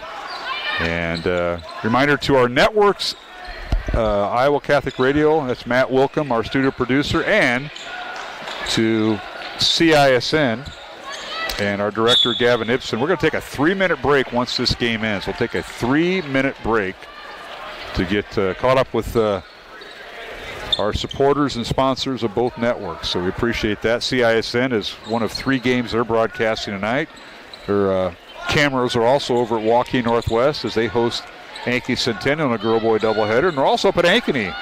Valley at Ankeny tonight, one of another CIML. Now a shot clock violation by Dowling as Pins let the shot go, but before the shot clock went off. So a violation there with 1.5 minutes to go. Again, the curse. We hadn't had one, you mentioned, and next thing you know. The announcer's jinx. And here's Clendenin with it for Dowling. Kate with it, dribbles down to the right block. Kicks it back out to Tess Carmichael. Sophomore to sophomore there. Now in the lane is Austin, and she draws the foul. I believe it's before the shot. This will be the 14th foul on Urbandale, and that will be on Hagen, her 2nd. Yeah, I think she's getting ready to pass the ball to Nikki Muller in the corner. Gwen Holton, number 13, will inbound the ball for Dowling. Gwen is a 5'9" sophomore. Gets it to Nikki Moeller. Nikki dribbles baseline. Backs in, stops, looks for the angle, and draws the foul. That'll be on Pins, her 4th. So Nikki Moeller, just 1 for 4 at the free throw line this year after last weekend's tournament. I'm going to say she's going to hit both of them. Wow. We'll see. Probably not how she wanted to leave Minnesota, going 1 for 4. She got a chance here. First free throw, no good. Yeah, you put the announcer's jinx on him, Coach. Nikki Moeller with 7 points, trying to catch her sisters in double figures. Not going to happen there. Second one on the way, Mike. Yeah. Nice looking shot, good. So Stayed quiet that time. 1 for 2 is Moeller. She has 8 points. 85-30 Dowling. Final 40 seconds of the 4th quarter. Dowling's going to prove its record to 3-0. Urbandale will fall to 1-2. And again, Urbandale taking on Waukee Northwest this Friday night. It'll be the Jayhawks home opener. Nice diagonal pass. They get it underneath to Genevieve DeWitt, but it's stolen away by Dowling. Here's Clendenin with it with 13 seconds remaining. Out to Holton for 3, it's no good. Rebound Clendenin with 6 seconds remaining. They get it inside to Austin, and it's stolen away by Urbandale, and time runs out. Our final, Dowling 85, Urbandale 30 in game 1 of our girl-boy doubleheader. Dowling girls will head to Missouri on Friday and Saturday with a record of 3-0, and that is their 31st straight win over the Urbandale Jayhawks in the border battle. Urbandale falls to 1-2.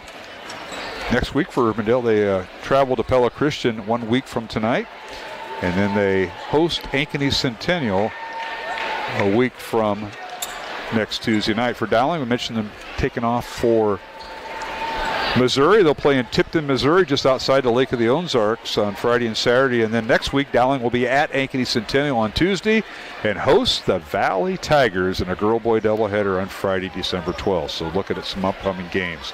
We're going to take a 3-minute break. Yep, a 3-minute network break. We'll come back to the postgame show. It's Dowling defeating Urbandale 85-30 in game 1 of our girl-boy doubleheader. Alongside Mike Burkert, I'm Mark Amadale. We'll return with more basketball from the Dowling Gym along the Iowa Catholic Radio Network.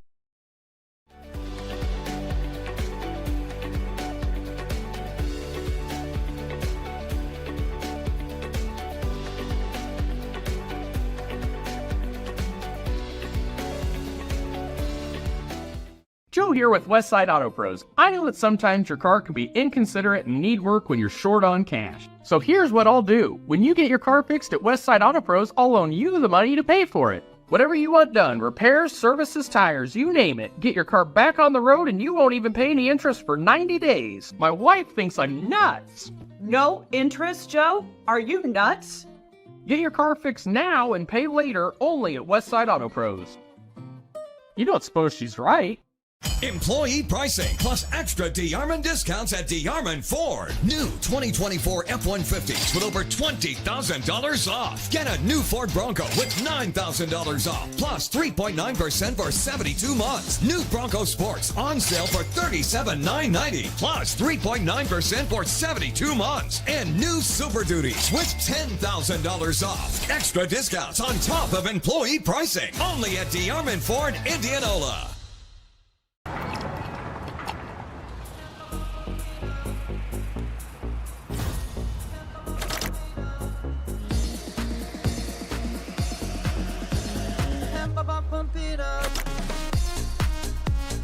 A fuel choice that even rivals can agree on? Now that's worth the hype. Cheaper, cleaner, and homegrown. Pump it up with unleaded 88.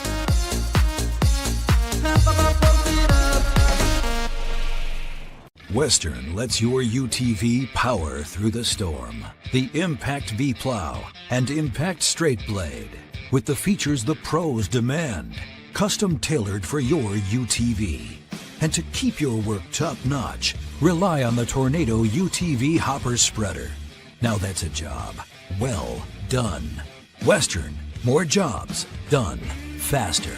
Visit Truck Equipment Inc. today at truckequipmentinc.com. Hi, this is Chris from Fireplace Superstore. And if your old fireplace isn't giving you everything you want, you need to come see us so we can show you Heat & Glow's industry-leading gas fireplace inserts. A Heat & Glow gas insert will convert your old wood burner into a high-efficient gas fireplace that's easy to use and will warm your house. Come see us soon and get on the schedule for this winter's installations. For the best selection of fireplaces in the state of Iowa, come see Fireplace Superstore, just west of Homeacres on Douglas Avenue. Free Godfather's Pizza begins with the download. Order through my new online ordering app and start earning free pizza and sides. It's easy. Download the Godfather's Pizza online ordering app today. Do it. Run, jump, lift, swim, compete, connect, breathe. Whatever your workout, you'll find it at the Y, plus a whole lot more. Right now, you can try the Y for free. Visit any branch or online at dmymca.org. One membership, endless opportunities. Your YMCA. Point score tonight, 115 points in a girls game, but Dowling put up 85 of those, so a lot to add up sometimes when we get done. And Didn't check DraftKings to see what the over-under was on this one. Is there such a thing that goes on? I mean, I'm sure that there is. Well, the Maroons is, as you mentioned, had a lot of. I was going to cut your mic so you could talk to the gentleman. He's the official scorer for Urbandale. I'm sure he's been around for a long time. It was a good job. He's my neighbor, actually. Well, Dowling had 4 players in double figures. Couldn't get that third Muller sister in double figures. She finished with 10 points. Well, she finished with 8 points, but she needed 2 more. And Urbandale had 1 player that was played with 9 points. So getting all the numbers. Free throws, Dowling went 8 out of 9 officially, so that's a positive after 88.9%. That's pretty good. And Urbandale went 7 out of 13 unofficially at the free throw line, but it was all Dowling. Mike, I'll let you take it over so we can wrap this up and get our pregame guy here, because now they're putting time on the clock. He's got a whole boatload of stuff he's got to get through. I'm sure he does. He'll probably talk a little football too. Bring your backpack in with it all? I don't know what he's watching something. He's got a game on. Who knows? Go ahead, Mike. Yeah, Dowling shot the ball very well today. That was obvious for the people watching in person and on TV. For the game overall, they were 33 out of 52, which is 63.4%. Very nice. They were 14 of 22, which is 63% from the three-point range. 19 of 30. Which is 63% from the 2-point range. And if you take away the last quarter they were 2 out of 12. So good shots, yeah. It was 2-point shots, yeah. And shooting. So I mean, they shot the ball extremely well. Free throw, like you said, 8 of 9, 88%. Urbandale was 8 of 41, which is 19%. And I think a lot of that had to do with Dowling played really good defense on them today. I think that they kept them. Urbandale's, I think, plan was to shorten the game by taking the ball deep into possessions. But if you're going to do that, you've got to be able to hit your shots, and you've got to be able to have good shots, good opportunities at the end of that shot clock, and they didn't. So overall, Dowling, I thought, did what they needed to do. They shot the ball well. They passed the ball well. As they step up in competition, things like this will help the confidence of some of the younger players, which was important, I think, for tonight. How'd the rebounding turn out? Because the Maroons came in with an astounding, averaging 41.5 rebounds a contest, 12.5 offensive rebounds through the 2 games in Minnesota. And I don't know if that came out that way tonight, which I doubt, but they had a pretty good average on that. And then turnovers, Maroons were averaging 16 turnovers through 2 games. Urbandale was averaging 17, and hopefully both teams cut into that. I had them for 34 rebounds. Now that, give or take a little bit, could get a little crazy there for a little bit there when they were going, but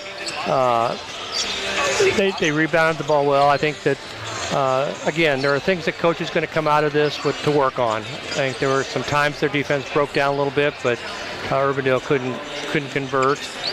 And Urbandale really didn't have a post player that would challenge anybody inside. That was a big problem, especially when Ellie Muller, they got the okay that she could play with a broken nose. They put a face guard on her, and that posed a lot of problems. Yeah, Dowling did a nice job of setting her up for easy opportunities. They would cut someone through to take away the backside help against the zone, and they made some nice passes inside. And then the high-low with Meredith and Ellie Muller. I like that combination, too. Yep. All right, Mike, we got to run through this here because we're have you got all yours in? I got to get the scoring in. You got it. All right, we'll start with the scoring tonight for Urbandale. The Jayhawks were led by Alyssa Pins with 9 points, Mia German with 5 points, Aubrey Schumann off the bench with 5 points for the Jayhawks, 3 points for Natalie Hagan off the bench, Macy Moore 3 points, and Ava Wadier held the 3 points tonight after averaging 17 through 2 games for the Jayhawks. And then 2 points for Ella Schott. And Riley Pruitt, another starter, did not score tonight. She went over 2 at the free throw line. Urbandale was 7 of 13 unofficially at the free throw line. For Dowling, Maroons had 4 players in double figures, led by Katie Muller with 21 points, Ellie Muller with 18 points, Maddie Rice, and Adrian Sears with 13 points each. And then Nikki Muller off the bench with 8 points. 3 points each for Kate Clendenin and Emerson Flattery for Dowling. And 2 points for Olivia Meredith, and Molly Austin with 2 points closes out the scoring for the Maroons, who went 8 out of 9 at the free throw line. Dowling led 25-12 at the end of the first quarter, extended their lead as they outscored Urbandale 22-4 in the second quarter. Dowling led 47-16 at halftime. And in the second half, Dowling outscored Urbandale 30-3 in the third quarter. The Maroons led 77-19 going into the fourth quarter. And Urbandale outscored Dowling 11-8 in the fourth quarter as the Maroons win it 85-30 over Urbandale in game 1 of our girl-boy doubleheader. Mike Burkert, we'll talk to you in about 10 days because Dowling girls are out of town Friday and Saturday, and we are not doing Tuesday's game in Ankeny due to a Christmas party, so I'll see you a week from this Friday. In the meantime, feel free to go to Florida or something to get warmed up. You got some relatives down there. That'd be nice. All right. Thank you, Mike. You're Appreciate welcome. it. Thank you, Mark. All right. That'll wrap up our post-game coverage here of the girls' game. We'll take a 1-minute break and come back. Bring in Mr. Jimmy Cataldo. Look at the clock. He's got 10 minutes of pregame, and we'll come back with the pregame show of the boys' game following this 1-minute break. A final in game 1. Dowling 85, Urbandale 30, and we'll return with Jimmy Cataldo and the boys pregame coming up along the Iowa Catholic Radio Network and CISN from the Dowling Gym. Run, jump, lift, swim, compete, connect, breathe. Whatever your workout, you'll find it at the Y, plus a whole lot more. Right now, you can try the Y for free. Visit any branch or online at dmymca.org. One membership, endless opportunities. Your YMCA. Ever have one of those awkward moments when a business disappointed you? You got ripped off? Didn't get what you expected? The Better Business Bureau can help you avoid these uncomfortable situations. BBB accredited businesses are honest, ethical, and reviewed annually by the BBB. Don't experience another awkward moment with a bad business. Trust the ones that operate with integrity. Look for the BBB seal. It's the sign of a better business. And find a better business anytime at bbb.org.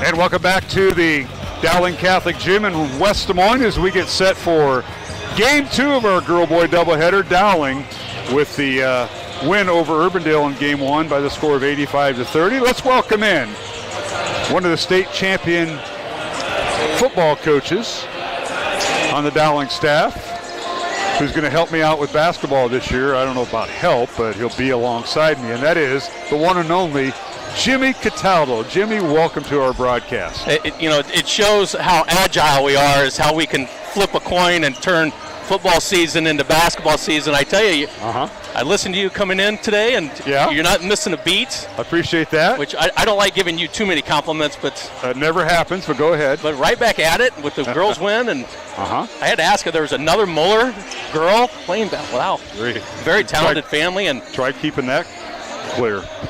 Right, sure. Yeah. But very well, and Jimmy Walken, and again, congratulations. I've never seen anybody get so much credit on senior night than some of you coached the Dowling wide receivers, and two of them gave you accolades, and I've never seen that. Now, Coach Meeks and Coach Wilson, and who's another one? Even one of the custodians here, Bill, got a call out, but you got two of them, and I am just amazed. So hats off to you and what you do with the Dowling football program. It's a labor of love. You guys are 7 days a week and during the season, and it's just awesome. We were just glad to be around for the coattails of the season to bring it to our listeners who couldn't make it, Jimmy. Well, hats off to those kids.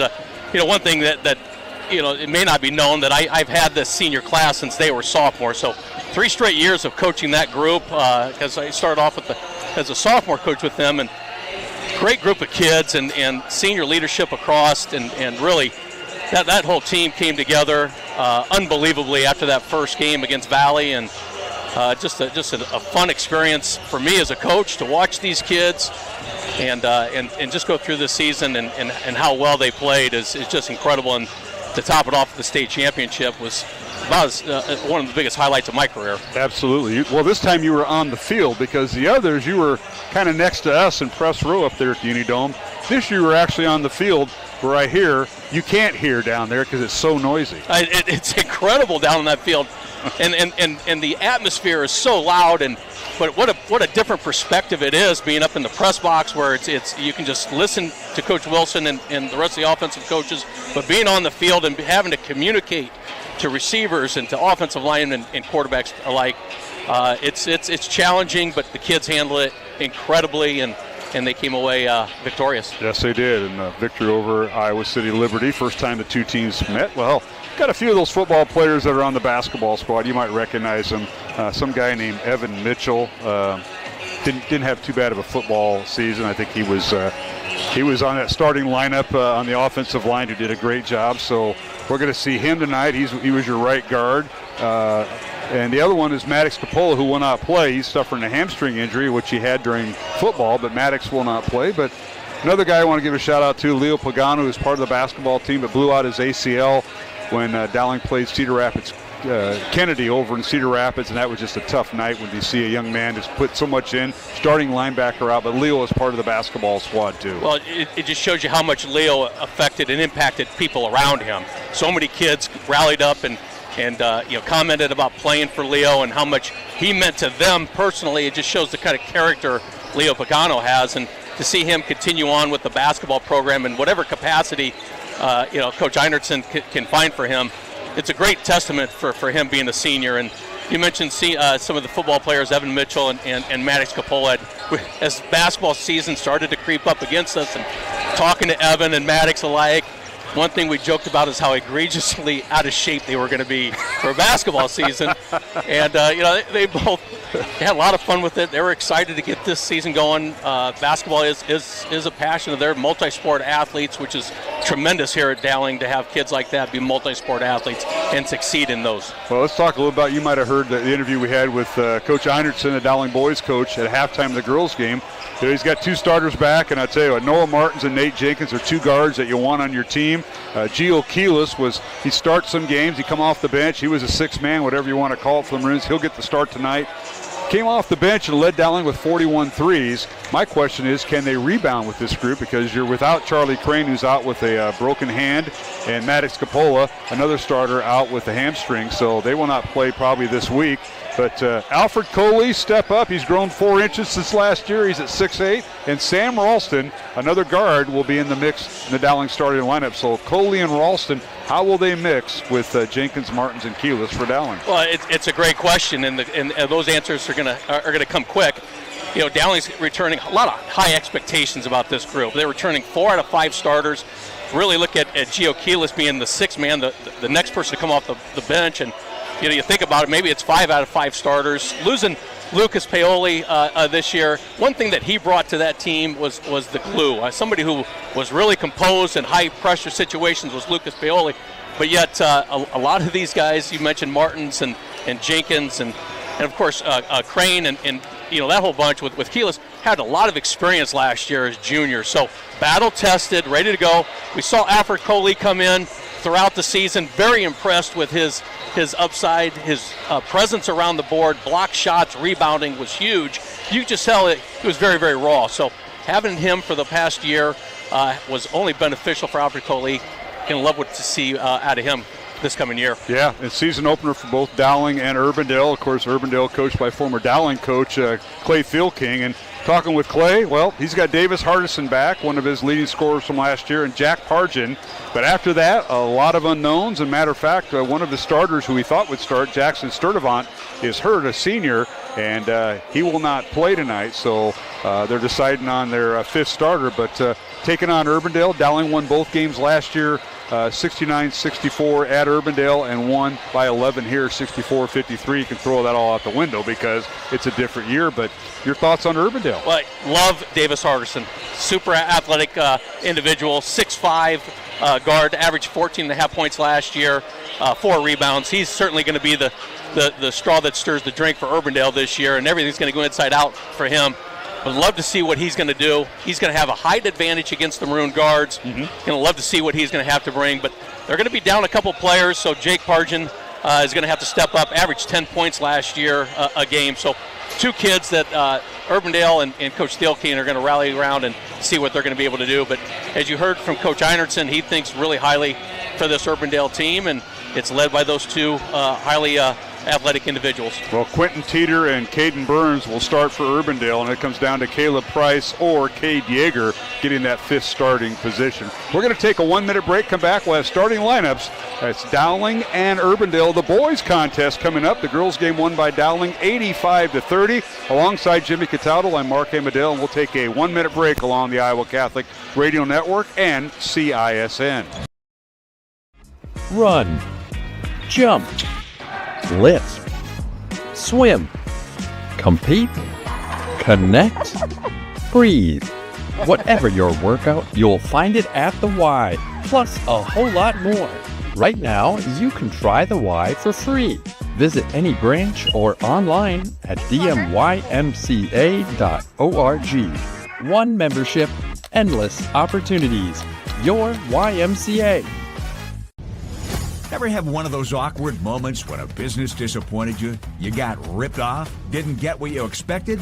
The Better Business Bureau can help you avoid these uncomfortable situations. BBB accredited businesses are honest, ethical, and reviewed annually by the BBB. Don't experience another awkward moment with a bad business. Trust the ones that operate with integrity. Look for the BBB seal. It's the sign of a better business. And find a better business anytime at bbb.org.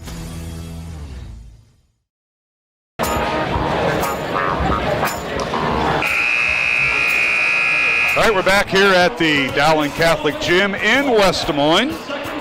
Alongside Jimmy Cataldo, Mark Amadale. Starting lineups for the boys game about to be introduced. And we know one thing, the officials will remain the same. Dan Beating, Mark Flegel, and Matt Roberts. We appreciate their work and being here tonight to officiate this contest. And we'll start with the visitors from Urbandale. The head coach is Clay Thielking in his 3rd year, 20 wins, 26 losses. Overall, 15 years. Assisted by John Hardison, Charlie Crowley. Sophomore coach is Tony Perez, and the freshman coach is Mel Green Jr. And they will start this lineup, the Jayhawks. They will start at point guard Quentin Teeter, a 6'5 senior, averaging 1 point, 1.5 rebounds. This is last year's stats because this is the opening game for both Urbandale and Dowling. Teeter will wear number 1. The other guard is Davis Hardison, a 6'3 senior. Averaged 14.5 points, 4.5 rebounds last year for the Jayhawks. He'll wear number 4. And at 1 forward, Caden Burns, a 6'4 senior, averaged 5 points, 3.5 rebounds a year ago. Burns will wear number 23. And the 4th starter will be Jack Pargin, a 6'5 senior, averaging 10 points, 2.5 rebounds and assists. Led the team with 26 steals last year, did Pargin. He'll wear number 0.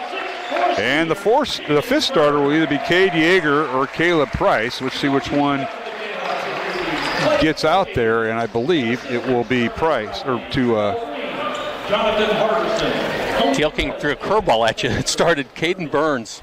Caden Burns, okay. So Burns, a 6'4 senior, averaging 5 points, 3.5 rebounds. So, and now for Dowling Catholic, the home team on the scoreboard. The Maroons coming off a season where they played in the sub-state final at Linn-Mar, losing to the Lions 62-50 a year ago. They went 15-8 a year ago. They'll start at point guard. Noah Martins, 6' senior, averaged 12 points a year ago. He wears number 11. The other guard for Dowling, Nate Jenkins, 6'1 senior, averaging 8.5 points, 5 rebounds, wearing number 2. Jenkins, one of the captains, along with Maddox Capola, who will not play tonight. And at one forward, Gio Keelis. Keelis, a 6'3 senior, averaging 8 points, and led the team with 41 three-pointers last year. He'll wear number 21. And at guard, Sam Ralston, 6' junior, averaging 1 point for the Maroons a year ago. Ralston will wear number 1. And at center for the Maroons, Alfred Coley, a 6'8 junior, averaged 2.5 points and 2.5 rebounds. He'll wear number 0. So that's the starters for both teams.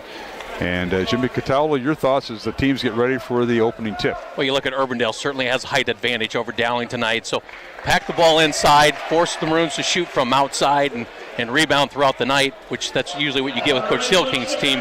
Dowling, how are they going to play below the three-point line? I think any one of these individuals can knock down shots. You saw it throughout last year, but how are they going to play underneath the three-point line, and how efficient are they going to be is really going to be the tail of the tape. No question about that, as officials now making sure everything is clear with the shot clock. And we're underway. Dowling wins the tip. Coley bounces in the back court, and Dowling with the basketball right to left in the home white uniforms, maroon numbers and trim, and Urbandale in their road blue uniforms. And this play, catch on the baseline and traveling on Coley as he tried to dribble baseline, forgot that pivot foot, which is common in the first week of the season. But you love to see the confidence that you see a little bit out of Alfred Coley this year, getting the ball outside the three-point, trying to make a move to the basket. Didn't see that last year as a young sophomore, but here's a junior taking the ball to the basket, but just gets a violation on the travel. All right, here's Teeter bringing the front court for Urbandale, going up against Sam Ralston. Now they lob it underneath, and a layup good. They slam it home. Nice job by the Jayhawks. They get Jake Pargin with the first basket of the ball game, and the Urbandale fans right behind us let them know it. Hardison throws the ball over the Maroons defense, using that height to bring down the ball on the backside. Maroons not blocking out. Easy 2 points. Here's Dowling with the ball. Martin's with it. Noah dribbles baseline. His shot blocked inside by Pargin. Rebound Jayhawks underneath, and Hardison shot no good. Ball out of bounds will be Dowling basketball as Yeager, who got the start, and went off of him. Cade Yeager. And bodies hit the floor. It's 2-0 Urbandale. Set up play by Urbandale. The backdoor, a layup really intensifies the atmosphere for the Maroons, wakes them up a little bit early in the night. All right, here is Gio Keelis down the lane. His shot no good, but a foul underneath and 2 free throws coming. They're going to get Teeter on the foul, the 6'5 senior, for his first. Asking how the Maroons are going to play below the three-point line. That's twice now the Maroons in both possessions attacking the basket. Saw Gio Keelis hit a lot of three-point shots or shoot a lot of three-point shots last year, and now him taking the ball to the basket is going to bring a big benefit for the Maroons. And Keelis' first free throw, good. Keelis, a 68% free thrower shooter a year ago. We'll get one more, and it's 2-1 Urbandale. Just underway here in the first quarter. Second free throw rolls off the rim, no good. Rebound Jayhawks. So Urbandale with Pargin, Teeter, Yeager, Hardison, and Burns on the floor. Shot in the lane, no good. Rebound Jayhawks. Ball slapped away, poked away, as Burns lost it in the lane for Urbandale. Steal by Dowling. Maroons a chance to take the lead, and now we got an offensive foul called on an illegal screen on the Maroons. That'll be on Coley. That'll be his first foul. First team foul on Dowling. Remember, same thing we talked about in the girls' game. You get reset fouls every quarter, and you get 5 in a quarter. You go to the double bonus. There's no more 1-and-1s. They didn't want to put people like my broadcast partner Jimmy Cataldo through that pain of, I got to hit the first one to get the second one. Urbandale with the ball underneath, and a shot no good by Yeager. Rebound Dowling. He dribbled into some traffic there. Good help defense by Dowling. Keyless underneath. Leaves it for Coley. Slams it home. And now the net is up in arms, but how about that? I guess the Dowling fans going with Alfred Coley rather, on the pass by Gio. A lot of pressure put on Alfred Coley earlier this season with Charlie Crane being out with an injury, and seeing how Alfred's going to how he's going to respond to all this. Seeing a lot of energy out of him, which is exciting for the Maroons. Urbandale with the basketball as skip pass by Burns is knocked out of bounds. As the Jayhawks now with 17 on the shot clock. 3-2, Dowling with the lead. 5:41 to go first quarter. From the Dowling gym, you can hear the fans, and with the wall behind us, Jimmy, in the upper section, it's going to get a little noisier in this gym. So not the echoey noise we've had in the past. This is a solid noise. We saw it in the girls' game a little bit. Here's Yeager with it on the baseline. Shot no good. A foul on Dowling. They're going to get keyless for the foul. So Gio with his first foul. Second team foul on Dowling here in the first quarter. Free throws coming.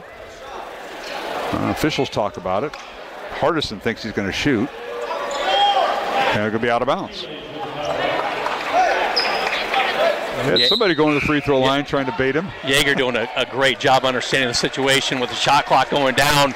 Take the ball to the basket, attack, draw fouls, and that's what he did. The one thing that the Maroons have to be concerned with is how aggressive is Coley. With one foul, him being so young, he has to understand the situation and not get in foul trouble early. Here's a catch and shoot from Hardison from the corner. It's up and good. A three-pointer by Davis Hardison.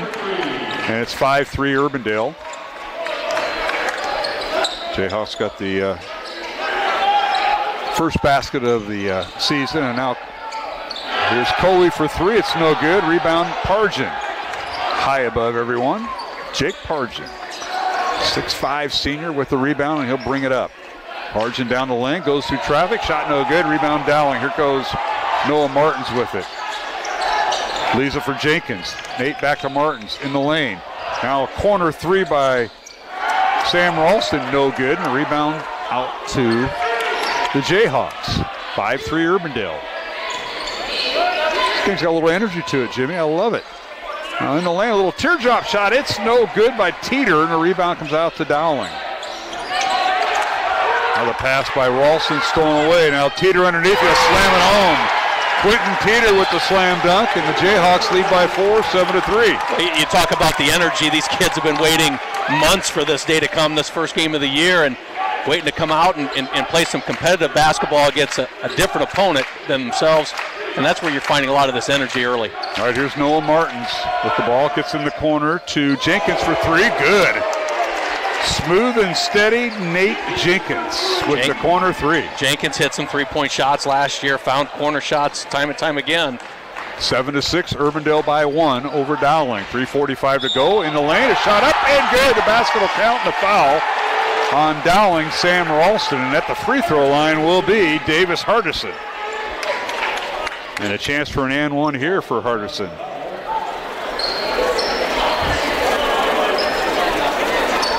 As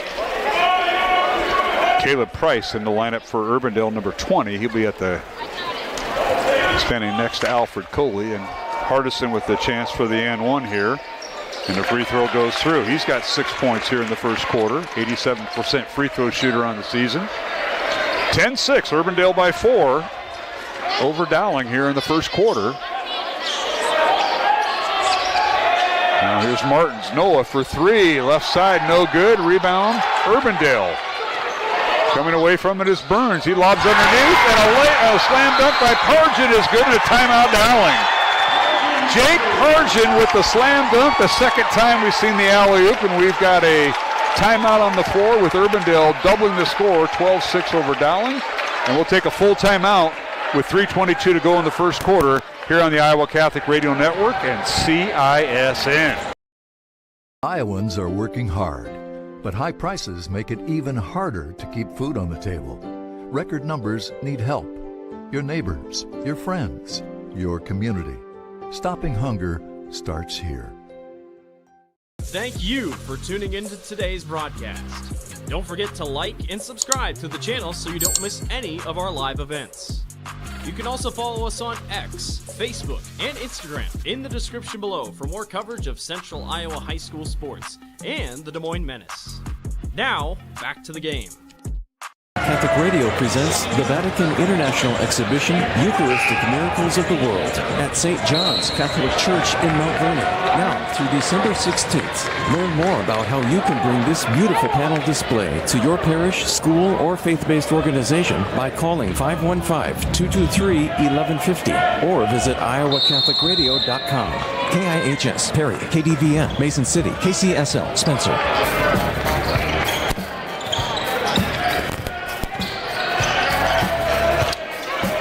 Alongside Jimmy Cataldo, Mark Amadeo back at the Dowling gym. Urbandale leads Dowling 12-6 here in this boys contest. Here's Keyless for three for the Maroons. His shot's no good, and rebound slapped around, and good hustle that time by Alfred Coley, but it's knocked out of bounds. It'll be Urbandale basketball, Jimmy. Dale Kings comes out of the timeout in a 2-1-2 zone. Kind of disrupts Dowling, trying to find guys like Noah Martins get into the game a little bit. Has only, one shot on the night, off-balance three-point shot. So got to get Noah Martins engaged in the game a little bit here. Under 3 minutes to play, first quarter. Urbandale 12, Dowling 6. Girls game won by Dowling 85-30. Now the Jayhawks with it. This is Caleb Price. Gets it up top to Burns for three from the top of the key. Good. Caden Burns. I think last year he only hit 6 threes. Well, he's got one tonight to start this year off. A big shot out of Burns on this, and Maroon's got to find a basket somewhere inside. Easy two-point shot. Now a three-pointer from the corner, no good by Keyless, but he was fouled, and 3 free throws coming as Teeter will pick up his second foul. And 3 free throws for Gio Keyless, the 6'3 senior for the Maroons, wearing number 21 at the free throw line. So that'll take the crowd out of it a little bit. Urbandale fans behind us, and the first of 3 no good. Tonight's game in the Iowa Catholic Radio Network brought to you in part by Fast Signs in Clive, Skeffington's Formal Wear, and the Catholic Tuition Organization. Second free throw good. He'll get one more.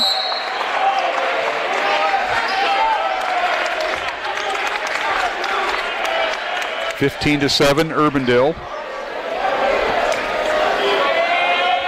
Keyless with 2 points tonight. The third free throw is good. So he makes 2 out of 3. Has 3 points. 15-8 Urbandale.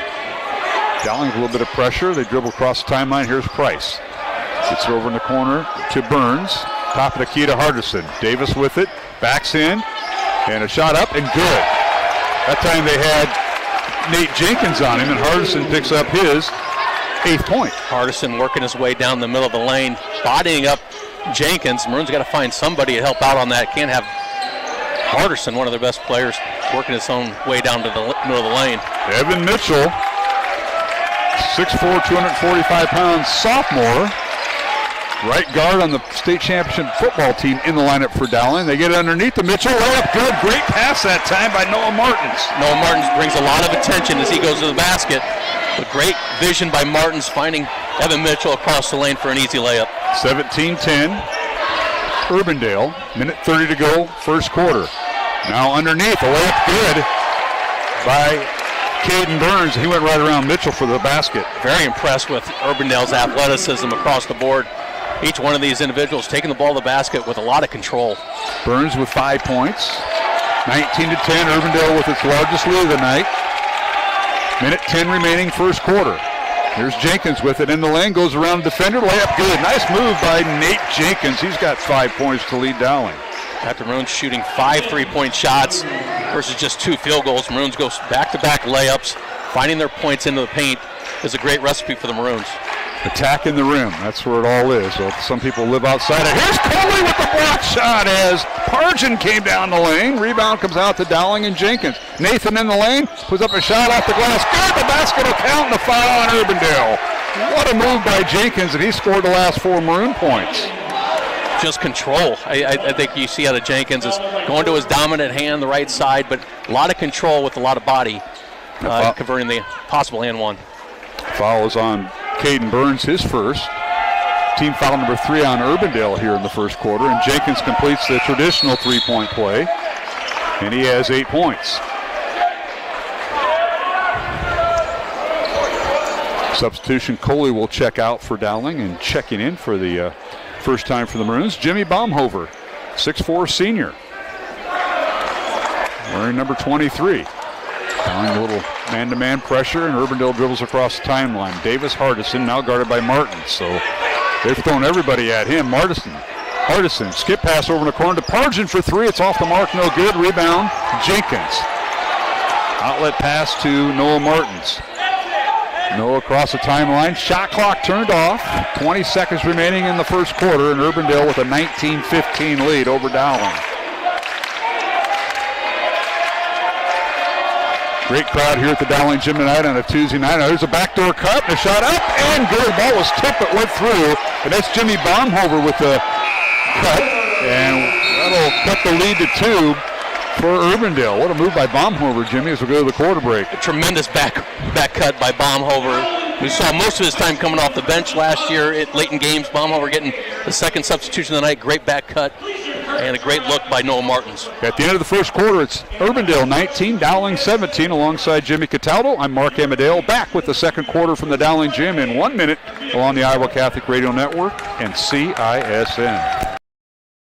Joe here with Westside Auto Pros. I know that sometimes your car can be inconsiderate and need work when you're short on cash. So here's what I'll do. When you get your car fixed at Westside Auto Pros, I'll loan you the money to pay for it. Whatever you want done, repairs, services, tires, you name it. Get your car back on the road and you won't even pay any interest for 90 days. My wife thinks I'm nuts. No interest, Joe? Are you nuts? Get your car fixed now and pay later only at Westside Auto Pros. You don't suppose she's right?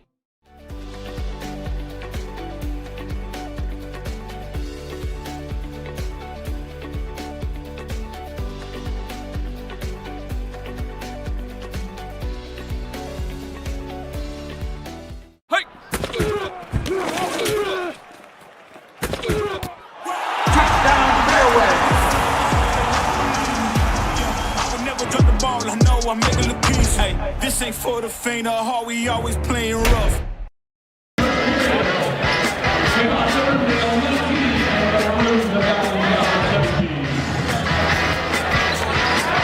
And welcome back to the Dowling Gym. And it's Urbandale 19, Dowling 17.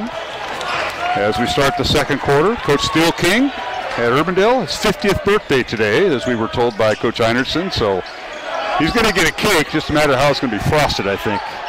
Wow, 50. 50, yeah. Doesn't look a day over 30. Remember when he played for Coach Bjorkgren here at Urbandale back in the day. All right, Urbandale with the first possession of the second quarter. They work it underneath. They get it to a shot by Caden Burns. It's good. Nice pass that time. Deflected off of Will Schaefer, who started the second quarter for Urbandale. It's another big shot by Burns from top of the key, but you know, Urbandale has had 3 cross-court passes in their offensive set where it's not very high. The Maroons are not contesting that pass at all, where I think they can probably get all 3 of them had they contested. Something to look for. Burns with 7 points for Urbandale, and now whistling a foul on the Jayhawks as Dowling with the ball. Will Schaefer, who just checked in, with the foul. Now the Maroons will inbound the ball with Martins underneath his own basket. Gets to Gio Keelis. Averaged 8 points off the bench last year for Dowling. Now back to Martins for 3. Good. Noah Martins knocked the shot down right over Jake Pargin. That's his first 3 of the night. Waiting to see Noah Martins get into the offensive part of this game. 35 3-point shots last year made, and seeing his first one go and then getting a steal on the defensive end. Now here's a steal by Martins on a bad pass by Urbandale. Martins underneath, layup good! He went right around the defender that time, Will Schaefer.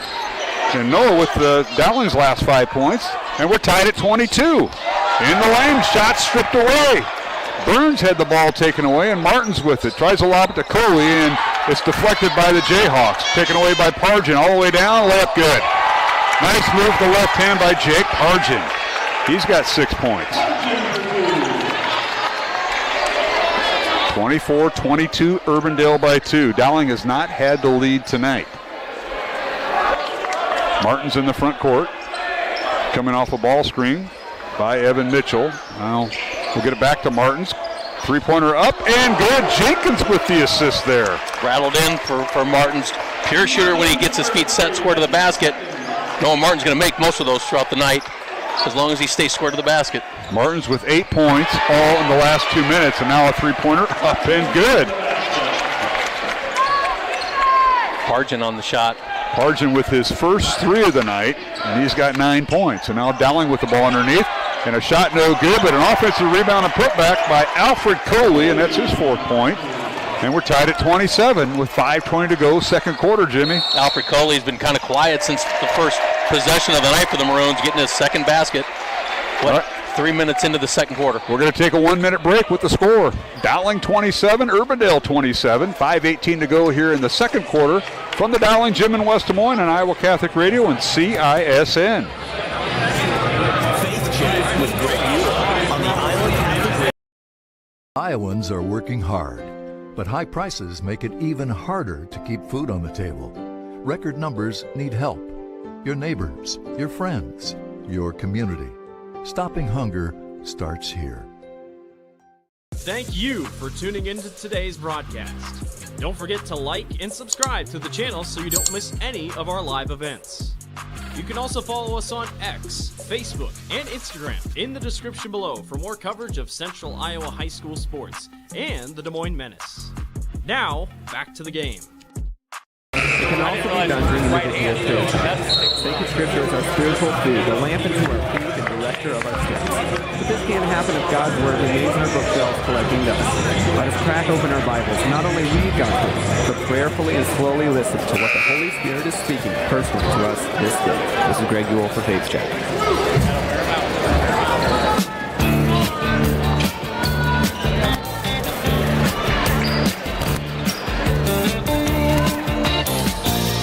All right, we're back here at the Dowling Gym as we simulcast tonight with CISN. Our director is Gavin Ibsen with the CISN network. Drew Reinhardt and Sam Nord are manning the camera. Iowa Catholic Radio. Matt Wilcomb is our studio producer. Urbandale out of the timeout with a three-point shot that's no good by Quentin Teeter. And a rebound out to Dowling, and the Maroons a chance here, Jimmy, to take their first lead as we're tied at 27, just under 5 minutes to play in the first half. And now Coley with the ball underneath and draws the foul as he hits the deck. Well, you want to see a little bit more patience out of the Maroon. I think they're forcing a lot of things. Cross-court pass by Noah Martins there about got taken away, but Alfred there to get the deflection and then draw a foul. All right, Alfred Coley to the free throw line, a 78% free throw shooter on the year a year ago, and he hits the first free throw.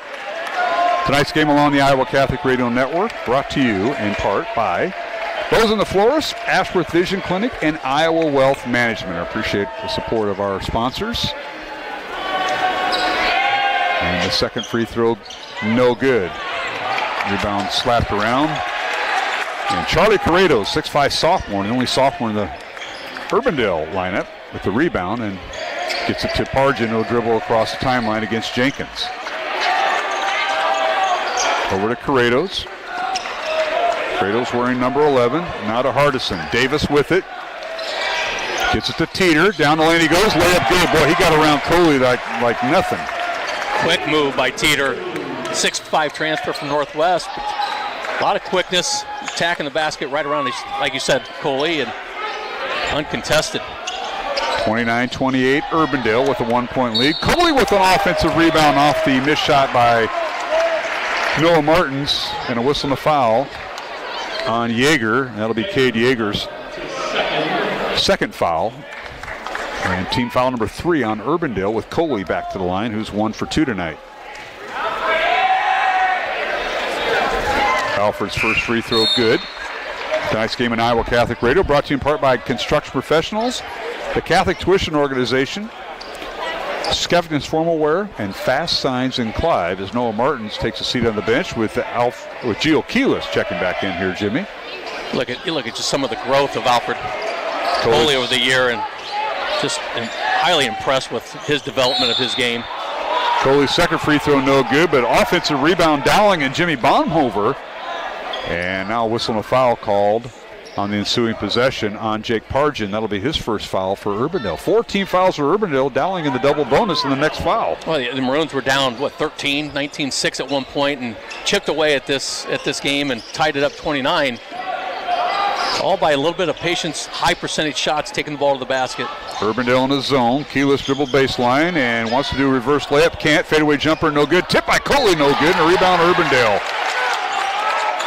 Clearing the boards that time was Corrados, and now Urbandale underneath. The shot is blocked. Hardison had his shot blocked right into the hands of the Jayhawks. There's Teeter down the lane, and his shot is good as Coley made a last-ditch effort to knock it away. Teeter with 6 points. It's 31-29, Dowling trailing by 2, and now ball loose on the floor and a whistle and a foul on Coley. That'll be Alfred's second. You see Alfred Coley get a little bit impatient, and a little bit of emotions came out. A lot of body, probably could have called that at different parts of that possession, and Alfred was just begging the officials to call that foul. But second foul on Coley, and he has to watch where he's at because the Maroons really don't have much of an answer with Coley coming to the bench with foul problems. That is correct. Yeah, Coley with 15 points, and that's not right either. He'll figure that out later. 31-29, Urbandale by 2, 3:15 remaining, and now underneath Teeter, his shot no good. Rebound Dowling. Here's Noah Martins leading the break and loses the ball out of bounds. They say it went off Hardison, out of bounds to Dowling. Shows a little bit, again, the youth of Coley, contesting the shot, going for blocks, and it's kind of what he is known to do is ball around the rim. He's going to have blocks, and with blocks comes fouls, and Coach Einertson sees a little bit of that in Alfred Coley and settles him down a little bit. Don't want to pick up his third foul in the first half. Great crowd on hand here at the Dowling Gym tonight on a Tuesday night. Central Iowa Metro League Conference opener. Now the Maroons. Corner 3 no good by Noah Martins. Reverse layup no good by the Maroons. It wouldn't fall by Sam Ralston. And now Jayhawks put the ball down court. They throw it away. Urbandale with a turnover. Dowling with the ball. A couple of shots no good. The last one by Evan Mitchell and a rebound Urbandale. What a flurry we've seen tonight. They're really getting after it. Now here's Hardison in the lane. His shot is no good. Rebound Dowling. Jenkins back in. Throws it away. Jimmy, we haven't had a shot clock violation. Well, I don't think in this game. It's come under 20 seconds in the shot clock. It's been such a high-paced game. These guys are getting after it. Yeah, we talked about Urbandale's height at the beginning of the game, and I think their height is really causing the Maroons to manipulate their shots around the rim, and that doesn't bode well when you have guys contesting your shots, where Urbandale on the offensive end, very controlled around the rim, taking nice, easy shots. Teeter for 3, good. Oh, he's had a hot hand. The young man who transferred from Waukee Northwest. He now has 9 points in the first half, and it's 34-29. Urbandale by 5 over Dowling. 2:10 remaining, second quarter. Girls game won by Dowling, 85-30 in game 1 of our girl-boy doubleheader. And now Jenkins for 3. It's off the back iron, no good. Rebound Urbandale. Pargin with the rebound. Outlet pass to Corrados, and he threw it away. You've seen a little bit of what happens when you lose Maddox Coppola. Maddox Coppola is an individual who can really control the ball and take the ball to the basket really with aggression, and not having him out there, the Maroons a little disarray, and on that last possession, Jenkins just takes a 25-foot jump shot. Here's a long 3, no good by Ralston. Rebound out to Urbandale and Teeter. Dowling was 4 of 5 in the first quarter at the free throw line. Urbandale 1 for 1, and now whistling a foul on the Maroons as Teeter dribbles into the lane. And Baumhofer picks up his first foul. Second team foul on Dowling, 4 on Urbandale. As Corrados leaves the lineup for Urbandale. And the Jayhawks now will throw it into Pargin. Trying to hand it off to Hardison. Now they get it out of the corner to Burns. Caden Burns, who just checked back in, got the start tonight. Now they work baseline. Pargin throws it away. Tried to back in underneath, and Dowling double teamed him. And now underneath, and got a kick ball on Urbandale. It'll be Dowling basketball with 1:15 to go, and the Maroons trailing by 5 after having a 1-point lead at one point. Big possession for the Maroons early in this game. Down 5. 5-0 run right now for Urbandale. Don't want to go into the halftime down too much, but big possession here for the Maroons. Get a high percentage shot. Somewhere around the basket would be big. Here's Walson with it. Hands it off to Noah Martins, 6-foot senior. Martins down the lane, draws the foul before the shot. Maybe out of bounds. There'll be 2 shots coming for Noah. That's a 15 foul on Urbandale. Let's see who they give it to. It'll be on Caleb Price, his first for the Jayhawks. So Noah Martins, 63% free throw shooter a year ago. His first free throws of this season is up and good. Tonight's game along the Iowa Catholic Radio Network, brought to you in part by Construction Professionals, Iowa Wealth Management, Ashworth Vision, and Bozen the Florist. Alongside Jimmy Cataldo and Mark Amadale. Matt Wilkham, our producer, Iowa Catholic Radio. Second free throw good by Martins. Maroons 9 of 12 in the first half from the free throw line.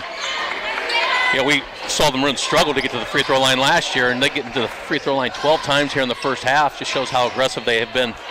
Hardison underneath. He has a shot blocked by Jenkins out of bounds to Urbandale with 20 on the shot clock. 50 seconds remaining in the half. Reminder at halftime, we'll catch up with the Dowling girls basketball coach, Kristen Meyer, maybe a player or two. You bring your interview skills. I mean, I know you're used to scouting, but now... I mean, you usually kick me off for the halftime. I mean, you only bring so many mics. That's not a bad idea either. Anyway, whether I have mics or not. There's a long 3, no good by Urbandale. Dowling comes away with the rebound with 35 seconds remaining. 30 on the shot clock. Here's Martins with it, and ball deflected by Pargin, and we got a jump ball called. So, again, Dowling's pass has been deflected. Both teams get into the passing lanes. It goes to the height and the length that Urbandale possesses. We talked. Maroons a little bit out of control at times. Baumhofer will check out. Alfred Coley will check in. Alfred at 6'8". I think last year played at 6'5", so 3 inches. And with the absence of Charlie Crane, out with a hand injury, at least till Christmas. And Maddox Capola, who was out with an injury too. So Maroons down 2 starters from a year ago. Now in the lane, here's Evan Mitchell with it, and they're going to get it for 3 seconds. Didn't shoot it after he made his pivot move, but he couldn't get a shot off, and now got caught in the lane. It's a little bit of understanding the situation and where you get caught up on the floor, and Evan finds himself in the lanes, and the officials will usually give you a few more seconds if you look like you're going to attempt to shoot, but at that point, Evan was dead in his possession, looking to pass it out. And did you say they give you a few more? Well, if you're shooting, they're going to wave it off. I've seen you officiate these games, and it seems like there's 10 seconds you allow in the lane. But I knew that would come back to haunt me. Apologize to our viewers and listeners. Reach-in foul on Jenkins. That'll stop the clock with 6 seconds to play. Nate with his first foul for Dowling. Maroons had some fouls to give. That's the 3rd team foul on the Maroons here in the second quarter. Urbandale with 5, so Dowling in the double bonus when Urbandale fouls. And now Hardison will inbound the ball with under 6 seconds to play. To Pargin, a backcourt foul by Baumhofer. That'll be his second. Now Urbandale's just got to get further away from the basket here, Jimmy. Well, the Maroons are trying to foul, but yet, when you get Urbandale caught in the backcourt, you can give them a couple more seconds to bring it across before you foul, and that's a little bit of inexperience by Baum over there. Here's Teeter, long 3 at the horn, and they're going to wave it off. The ball was rebounded nicely by Hardison, but when the ball left his hands, the horn went off. So we go to halftime with Urbandale leading Dowling 34-31. And alongside Jimmy Cataldo and Mark Amadale, we're going to take a 1-minute break here at halftime. 1-minute break and come back with our halftime guests, Dowling girls basketball coach Kristen Meyer and Ellie Muller, one of two seniors on the Dowling team, after the Dowling girls a winner tonight, 85-30 in game one of our girl-boy doubleheader. Here at halftime, the boys contest, Urbandale 34, Dowling 31. Back at the Dowling gym in 1 minute on the Iowa Catholic Radio Network and CISN. Joe here with Westside Auto Pros. I know that sometimes your car can be inconsiderate and need work when you're short on cash. So here's what I'll do. When you get your car fixed at Westside Auto Pros, I'll loan you the money to pay for it. Whatever you want done, repairs, services, tires, you name it. Get your car back on the road and you won't even pay any interest for 90 days. My wife thinks I'm nuts. No interest, Joe? Are you nuts? Get your car fixed now and pay later only at Westside Auto Pros. You don't suppose she's right?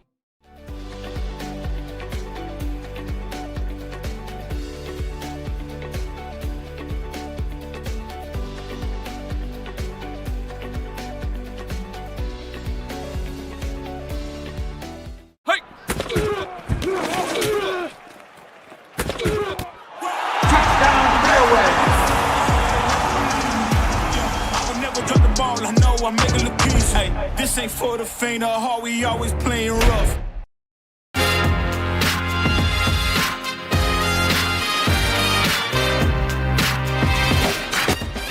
All right, we're back here at the Dowling gym, halftime of the boys contest. Urbandale leads 34-31, and alongside Jimmy Cataldo, Mark Amadale, joined by members of the Dowling girls basketball team, who earlier tonight defeated Urbandale 85-30, now 3-0 on the season, ranked third in Class 5A, and welcome Coach Kristen Meyer, and one of two seniors, Ellie Muller. You brought her along too. Thanks for doing that, and welcome, Coach. Yeah, thanks for having us. It's nice to get a home game after we were playing up in Minnesota this past weekend. So you go out of state to play two, you come home for one, and you go out of state to play two more. Is that who sets that schedule up? It's perfect. If we get invites and Coach Wilson allows it, we're going to go. We're traveling around. We get to play some really good competition from out of state, so we're taking advantage of our opportunities. I thought it was just like the parents, like the Mullers and the Nahasses and some of those other family members that kind of say, hey, Coach, we'd love to go to Minnesota, and then next week let's go to Missouri. In the winter and drive through that type of weather. I think they look at the schedule and they're like, oh, okay, I guess we're road tripping. Well, nice win today, and what a win last weekend. Now, Friday night wasn't so dramatic as you knocked off a team in Minneapolis, but Saturday got interesting because the gal next to you didn't play the whole fourth quarter, and you're taking on one of the top teams in Hopkins, Minnesota, in that game, and you end up winning by one without her. Yeah, well, and they didn't have their really good post player play at all. So she had rolled her ankle Friday night. Oh, okay. I don't know what type of difference that makes, but yeah, with 8:01 left in the second half, Ellie took a head to the nose, and she was out the rest of the game. So we Liv Meredith came in and gave us some big minutes at the post spot, and a couple other girls step up, and yeah, found a way to come away with a 1-point win. Well, you knocked off Cretan, Durham Hall, Catholic High School in St. Paul in game one on Friday night, and then you beat Hopkins, team out of Minnetonka, and you played them last year at the Johnston tournament, if I'm not mistaken. Yeah, this is actually the fourth year in a row we've played Hopkins. Jeez. And we've won the past three. So the very first year we went up to Minnesota, and they took it to us. They had a girl that went to Stanford, one that was going to Michigan. I think they had one girl who ended up at Florida. She's the third leading scorer in the nation right now in college. So we've gotten to play some pretty good competition. Yeah, but we got a girl right here that's going to Missouri next year. That's why I agree to play these games. In Missouri. Yeah. Ellie, welcome. Thanks. Yeah, how you feel? Good. Like you have a broken nose. Yeah, I guess, yeah. You know what? The football team's all banged up. So is their coaches, by the way. I just want to throw that out. Congratulations on the win, Ellie, and kind of going through that. Were you glad you got clearance? Because yesterday was 50-50 for what I was told. Yeah. And it's like, all right, broken nose, maybe concussed. Can I breathe? Can I get through? And you got a mask. Yeah, I came back to school after my doctor's appointment, and Myra's like, well, Sarah and Lloyd probably have a mask for you. And I was like, oh, well, I guess it's better than sitting on the bench, so. Yeah, and she's actually getting it reset or set in place or whatever Thursday. Yeah. So they've got to do that, and then she's able to play this weekend, so we're good to go. I think one thing that you can look at is we have a few helmets in that back room there if you ever need something like that. But Ellie, I mean, it feels like you've been here for several years, 4 years of varsity basketball, and now you're entering your senior year. Yeah. Going to Missouri, what are some things that you have to work on this year to make sure that you elevate your game to go into the SEC next year? Yeah, I think the biggest thing for me is just being strong under the basket, like rebounding aggressively and finishing through contact, trying to get and ones and finish through strong people. So. Wait, you're another top 3 team in the state this year, bringing a lot of competition. Didn't really learn a lot about your team tonight, but what did you guys learn about your team in Minnesota? You guys went there now, what, 7 years, 8 years? 8 out of 9 years. 8 out of 9 years. Gosh, I remember those days. But what did you learn about your team as a senior, and what do you think your strengths and weaknesses are right now? Yeah, Minnesota was definitely really good for us. I was really impressed with how we played. I think we played really well together. I went in this will be interesting for us, but I was really proud of how we played. I think we played really well together, and I don't know, I feel like our worst thing was probably our shooting, but even here I feel like we shot 100 times better, so just little things like that, but I was really impressed. So really excited to see a third Muller. As I'm listening to the radio, you got a third Muller playing Dowling varsity basketball. I have to ask, what are the holidays like when you guys get a basketball rolled out? You guys go against each other. I mean, how competitive? I grew up with brothers, and I know how competitive that is, but sisters, how competitive do you get over the holidays? It's pretty competitive. Everyone always wants to win. We grew up that way, so. And knowing how athletic your mom is, like she has to be the fourth wheel in there, and that has to be a lot of fun.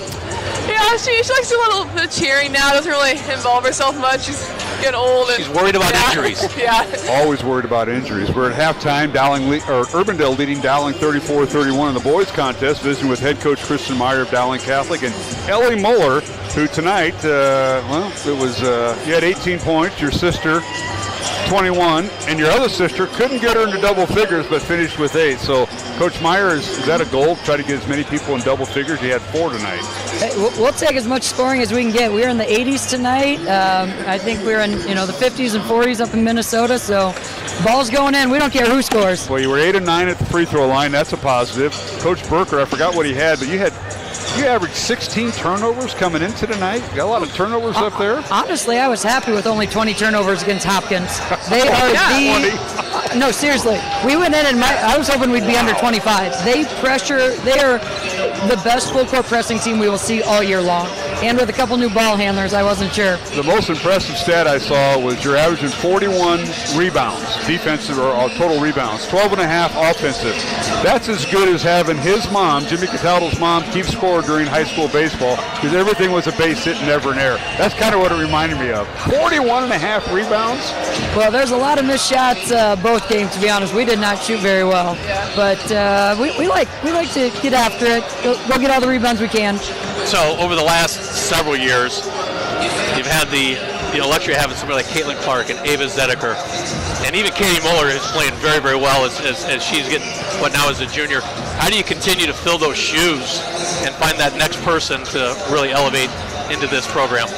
We've been pretty lucky to just have people step up. As you mentioned, we had Caitlin, and then I thought Margaret and Ella kind of filled the gap until Ava got there, and Layla. And I think when the girls get to be around those and play with those older girls, I can't even imagine how much Katie learned from playing with Ava and Layla and Oli and Macy. So I think when you're just around it, you see what it takes. You see their work ethic. You see just how much they invest. And then you want to kind of fill those shoes. And you're right, Katie has been wonderful this year so far for us, and I'm really excited to see her continue to grow her game. She's a little bit better now off the dribble, getting to the basket. She's not just a stand-and-shoot three-point shooter. Well, Coach, you have 2 seniors in the team, one of them Ellie, the other one Maddie Rice, who's elevated her game. Yeah. What improvement we saw out of her. But you rely on those seniors. They're your leaders on the long bus rides to Minnesota or Missouri, but also in the locker room. So best of luck, and safe trip to Missouri and the Lake of the Ozarks next weekend. Yeah, we're excited to go. Thank you so much. Thank you again for always broadcasting our games. We'll do as many as can. Ellie, you take care. Thanks. Any shout-outs out there? Because I know Grandma Maurette Nahas probably home watching and listening. Probably, yeah. Well, that's great. Yeah. And your parents over there? They left at halftime. I wouldn't blame them. Yeah. Don't blame them. They're probably tired, want to go to bed. Tuesday night. All right. Kristen Meyer, Ellie Mullers, thanks for joining us. Best of luck. All right, thank you. All right, and we're going to take a 1-minute break, come back with the second half of Dowling and Urbandale, the boys contest. Urbandale leads 34-31, back in 1 minute, along the Iowa Catholic Radio Network. This is Dale Off. Iowans are working hard, but high prices make it even harder to keep food on the table. Record numbers need help. Your neighbors, your friends, your community. Stopping hunger starts here. Thank you for tuning into today's broadcast. Don't forget to like and subscribe to the channel so you don't miss any of our live events.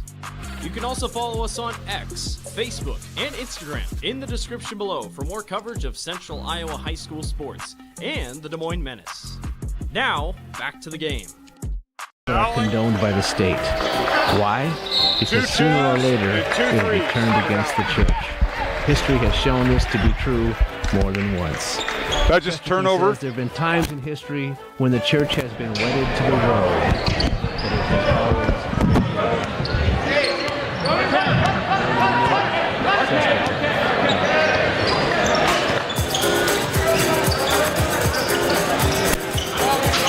All right, we're back here at the Dowling gym, underway in the second half. Urbandale 34, Dowling 31. Urbandale had the ball in their first possession and threw it away on a turnover, and now Dowling with the ball. Gio Keelis traveling with the basketball right in front of us as we're underway here in the second half.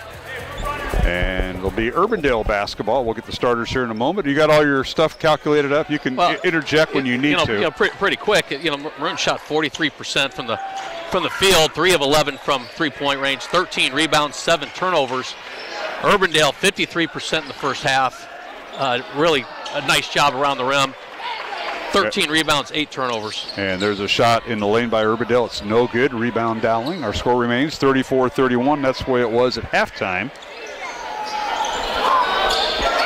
And Dowling in the front court. They go left to right. Maroons in their home white uniforms with maroon numbers and letters. Urbandale in their road blue uniforms, red numbers with some white trim. And now here's a steal by the Jayhawks. Pargin with the steal, and he drew the foul. And Maroons have been out hustled here. Whistling a foul on Dowling will be on Ralston. Or check that. Jenkins, his second. It's Go ahead. It's that 2-1-2 zone that Urbandale deployed here a little bit in the first half. Came out here in the second half. Maroons going with a little bigger lineup in Evan Mitchell starting the second half over Sam Ralston. Dowling was 8 out of 11 at the free throw line. Urbandale 1 for 1 at the free throw line. And now here's a steal by Dowling. Coley with it underneath. And he commits the charging foul. So Alfred Coley with his third foul.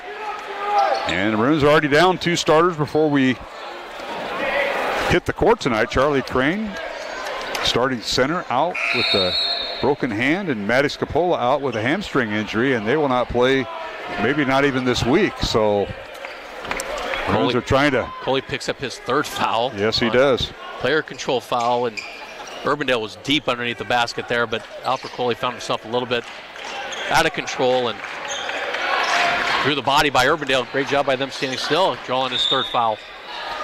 Dowling was led at halftime by Noah Martins with 10 first half points. 8 points for Nathan Jenkins, 6 points for Alfred Coley, who's on the bench with 3 fouls right now. Gio Keelis with just 3 free throws. No field goals in the first half. Jimmy Baumhover and Evan Mitchell with 2 points each. To mention Dowling 8 of 11 at the free throw line. Now a near steal, but Hardison for 3. It's no good. Ball goes out of bounds to Dowling. Jayhawks in the first half. Look at scoring. 9 points for Quentin Teeter. 9 points for Jake Pargin. 8 points for Davis Hardison.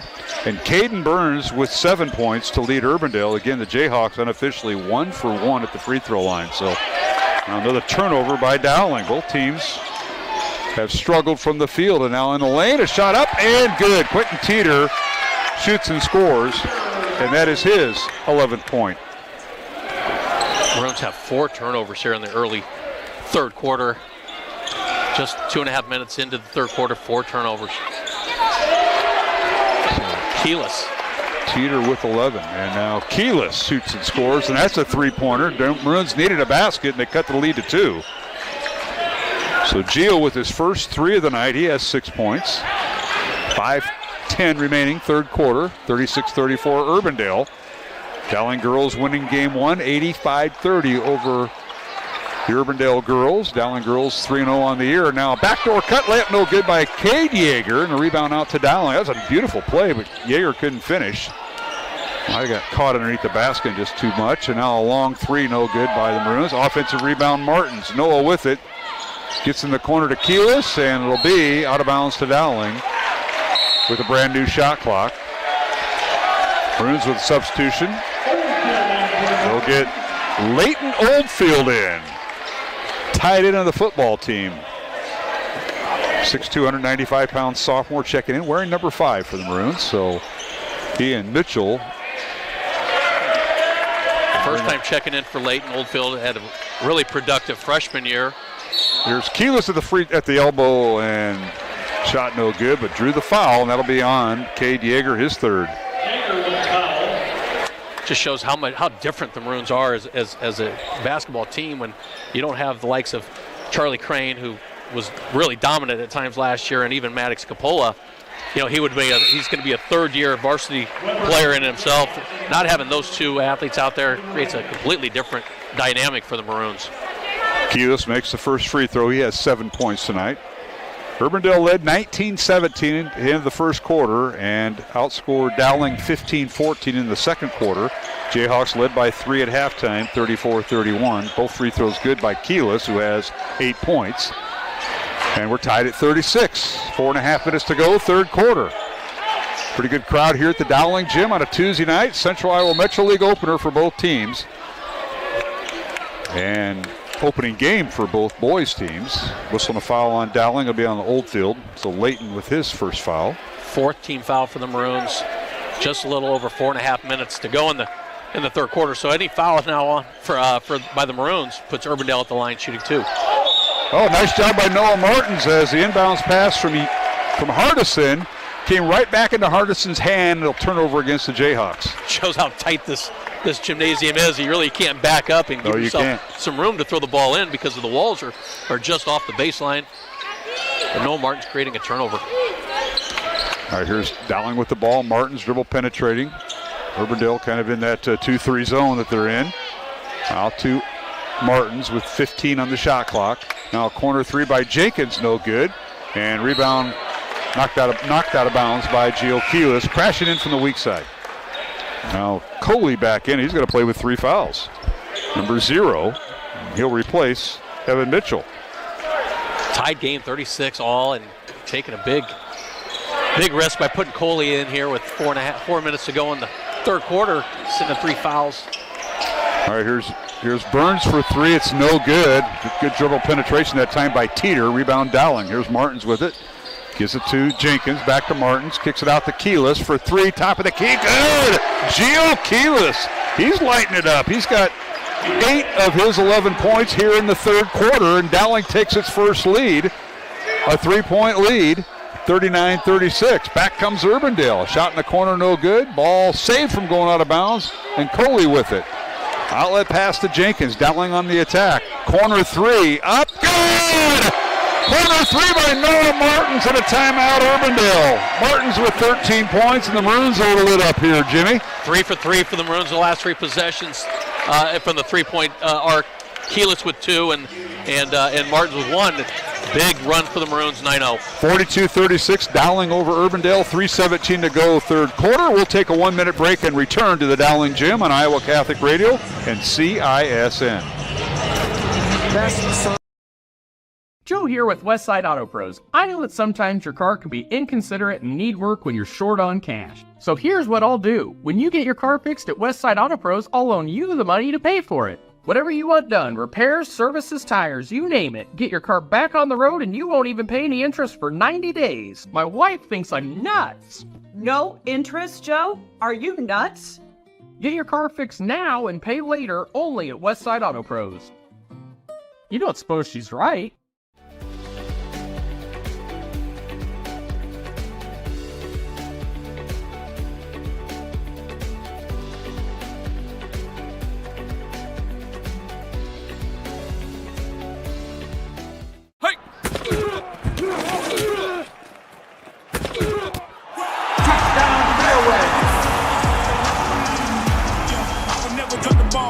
I'm making a piece. Hey, this ain't for the faint of heart, we always playing rough.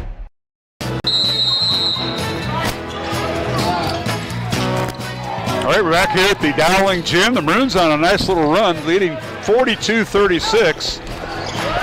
Largest lead for Dowling tonight after trailing most of the first half and early in the third quarter. Urbandale with the basketball. They go right to left in front of us.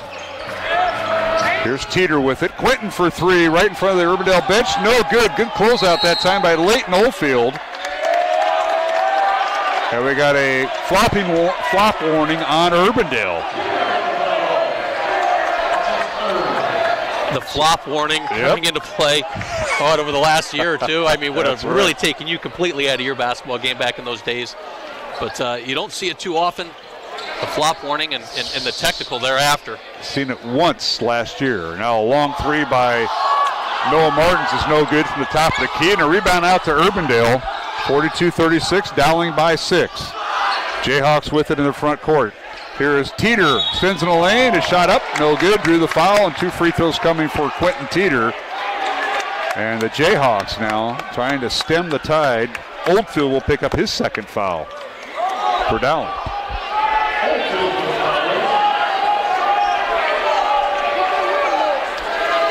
So Quinton Teeter, whose first attempt at the free throw tonight, no good.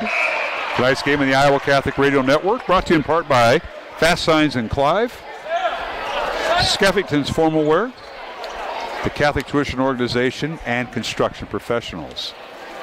Skeffington's did a nice job at your daughter's wedding, by the way. I mentioned that. Yeah, don't start. I mean, we finally got through that wedding that you.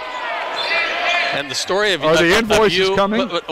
Those invoices are done. But the story of you coming for dinner and then leaving really just shows a lot of character on your end. Had a class reunion out here at Dowling that week. Talking to your wife, Mary, she wanted to stay, and you ejected from the wedding. That's not true. It's not true. And now an offensive foul on Jenkins.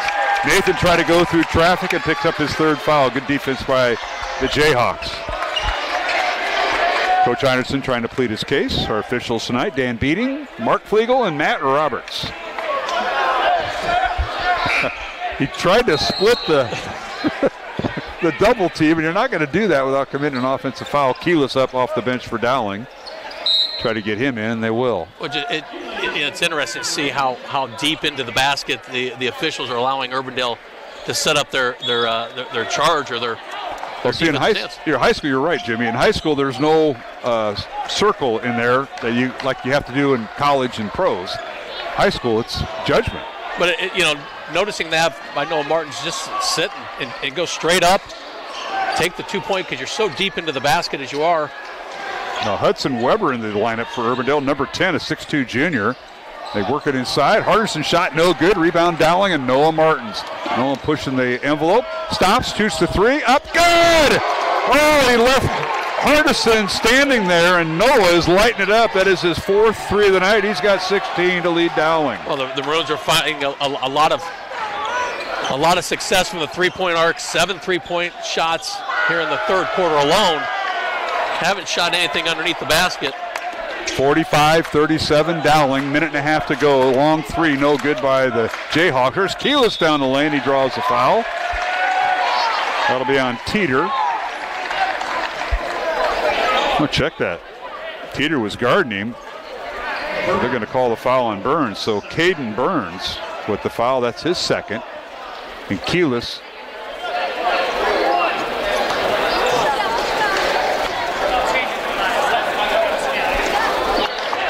First free throw good by Keyless. The officials were trying to make sure they got the right name on there. So Gio Keelis with his first free throw, now has 12 points. Second one coming. No good. Rebound Urbandale, and that's Caleb Price in the lineup with the rebound. 46-37, Dowling by 9. Their largest lead of the night with 1:10 to go, third quarter. Hardison for three, top of the key, good. Davis with his second three of the night, he's got 11. Cuts the lead to 6. Cuts the Dowling lead to 6. Now here's Martins for three, it's good. Another step back, and it's a logo three for Noah. Noah Martins, after a slow start in the game, has really found his stride. Saw a lot of this out of him last year, hitting shots like he's hitting right now in waves. And Noah Martins right now is feeling everything from the three-point arc. His fourth or fifth three-point shot of the night? That would be his fifth three of the night. He's got 1, 2, and 2 for 2 at the free throw line. 19 points for Martinson. Urbandale with the ball. They pound it inside and draw the foul. Fouls on Keelis, and that'll be Gio's second.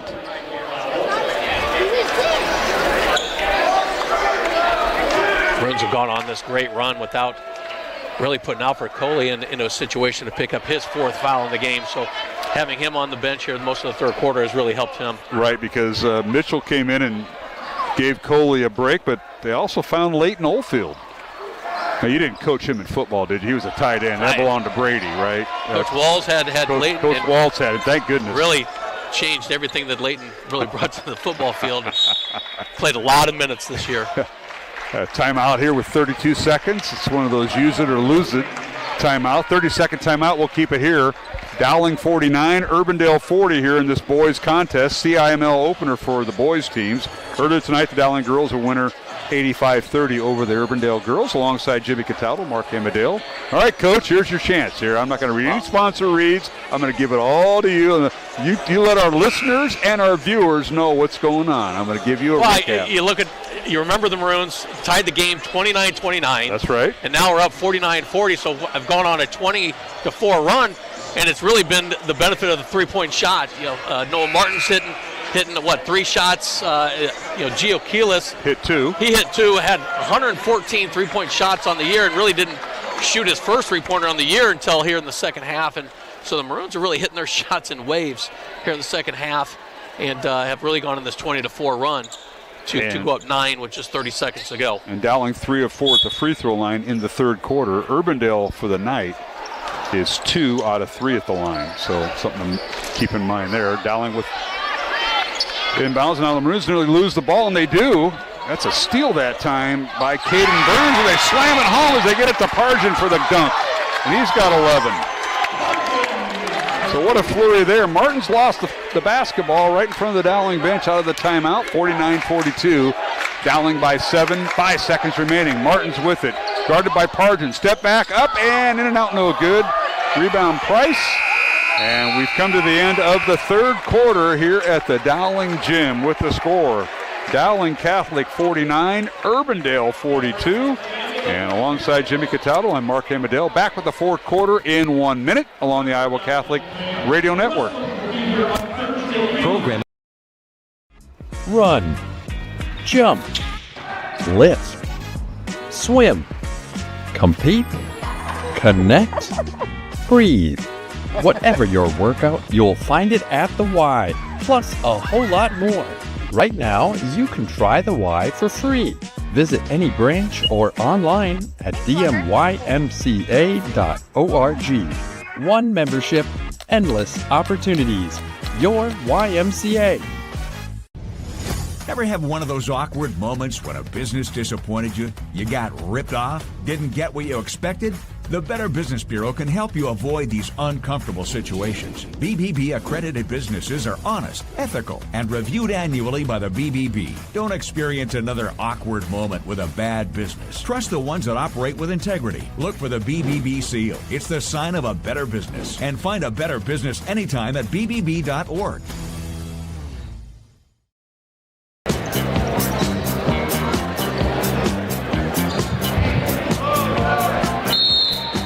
And welcome back to the Dowling Gym. As we start the fourth quarter, it's Dowling 49, Urbandale 42, alongside Jimmy Cataldo, Mark Amadale. Dowling with the first shot of the fourth quarter. It's no good by Keyless. Offensive rebound, Jenkins. Nathan's with a shot, up and good. So Nathan Jenkins with his 10th point. 51-42, Dowling by 9. Jayhawks in the front court. This is Jake Pargin wearing number 0. Gets it to Corrados. Charlie Corrados back in, the 6'5 sophomore, the only sophomore on the team. Underneath the teeter, his shot up no good. Tip no good. Offensive rebound, Corrados. His putback is no good, but a foul on Dowling. Charlie Corrados, the sophomore, battling in there, and foul on the Maroons. That'll be on Sam Ralston, his second, Jimmy. Well, the Maroons have kind of been on reserve a little bit with Alfred Coley over the last, quarter. Now he can go out there and play a little bit more free than he was earlier in the half. Sitting at 3 fouls now, Alfred can go ahead, play as strong as he can, a little bit of presence underneath the basket. Corrados hits the first free throw, so that's his first point of his varsity career as Coach Still King at Urbandale, his third year, bringing him up. Second free throw no good. Rebound Dowling and Keyless. Geo Keyless. Some girls finals around the area. Ankeny 65, Valley 46. Marshalltown defeated Lincoln 52-38. And City High of Iowa City knocked off Ames 56-47. These are all girls finals. And now Keyless underneath, his shot no good. Coley with the rebound. Alfred's put back no good, drew the foul, and that'll be on Corrados, his first. Coley to the free throw line for 2 here. Maroons 45% shooting on the night, 8 of 19 from three-point arc. Went 5 of 8 in the third quarter alone from the three-point arc. Maroons really got hot in that third quarter. Check that. Teeter picked up the foul. That's his third. And the free throw good by Alfred Coley. Got his first varsity start. Has 7 points tonight. Tonight's game in the Iowa Catholic Radio Network brought to you in part by Construction Professionals, Iowa Wealth Management, Ashworth Vision Clinic, and Bozen the Florist. Both free throws good by Coley. He's got 8 points, and Dowling's lead is 10. Their largest of the night over Urbandale, 53-43 with 6:45 remaining in the fourth quarter here, Jimmy. Maroons were making a lot of success getting to the free throw line. Now here's Corrados on the backdoor cut, layup good. I'll tell you what, nice pass by Teeter and found Corrados with the cut. Corrados with 3 points, all in the fourth quarter. Pressure by Urbandale, 1-2-2 full court press. Lob pass underneath. They try to get it to Ralston. It's knocked away and picked up by Caleb Price. Price on the dribble. Stops at the free throw line. Leaves it for Hardison for a long three. Good. And that may light up the Urbandale crowd. Hardison with 14 points. And that is his third three of the night. 53-48. The Dowling lead back down to 5 after having a 10-point lead. You know, one of the things we talked about is the loss of Lucas Paoli, and Urbandale coming out with this full court press is where Lucas Paoli used to be the guy that handled the ball throughout those sets. And Martins takes the ball to the hoop. His shot no good. And the tip by Coley no good. And now we've got an injured player, and that's Jack Pargin. Shaken up like his knees locked up, and hopefully it's just a cramp with 5:47 left to go here in the fourth quarter. Just a cramp that you can see in early in the season. You know, yeah. I thought it was just a football player. A lot of those guys being in condition. Yeah, no. It happens. All right, tonight's game on Iowa Catholic Radio brought to you in part by Fast Signs and Clive, Skeffington's Formal Wear, and the Catholic Tuition Organization. Our thanks to the Central Iowa CISN crew, led by our director Gavin Ibsen, Sammy Nord, and Drew Reinhardt running the cameras behind us. And of course, Matt Wilkham, our studio producer for Iowa Catholic Radio. We bring you the simulcast. Our next broadcast will be on Iowa Catholic Radio Friday night here at the Dowling Gym. Boys only. Dowling hosting Lincoln, 7:30 pregame with tip-off around 7:45. Jimmy Cataldo, my partner right now, will join us. And now here's a shot in the lane. It's no good. Rebound Coley, and that's a big rebound for Dowling with 5.5 to play, and the Maroons leading by 5. Big possession for the Maroons. Try to get There's Martin. Easy shot. There's Martin dribbling around, gets over to Jenkins, won't shoot the three. They're going to run the shot clock down. Noah gets it back. It's Martins, Jenkins, Coley, along with Sam Ralston, and a whistle and a foul on Urbandale, and Martin's to the free throw line as they're going to whistle Charlie Corrados with his first foul. Runs 14 of 18 I have at the free throw line. Going to shoot their 19th and 20th shot. And the first free throw good by Noah Martins. He has 20 points tonight.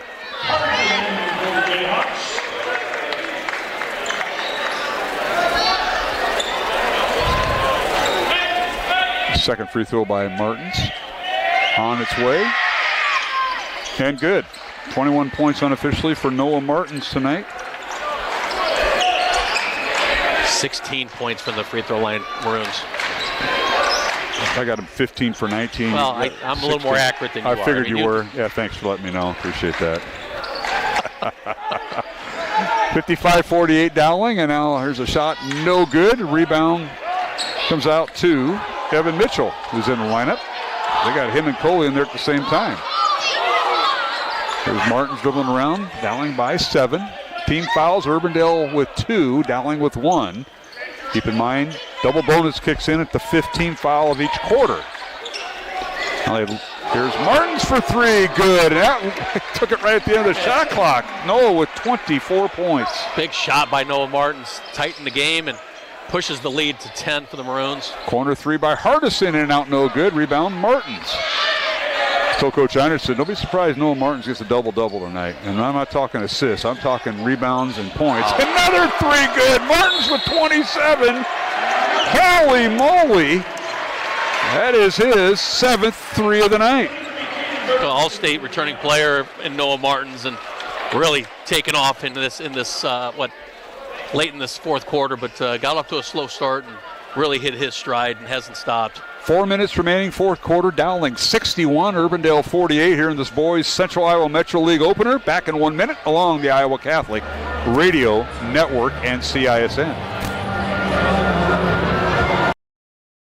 Joe here with Westside Auto Pros. I know that sometimes your car can be inconsiderate and need work when you're short on cash. So here's what I'll do. When you get your car fixed at Westside Auto Pros, I'll loan you the money to pay for it. Whatever you want done, repairs, services, tires, you name it. Get your car back on the road and you won't even pay any interest for 90 days. My wife thinks I'm nuts. No interest, Joe? Are you nuts? Get your car fixed now and pay later only at Westside Auto Pros. You don't suppose she's right?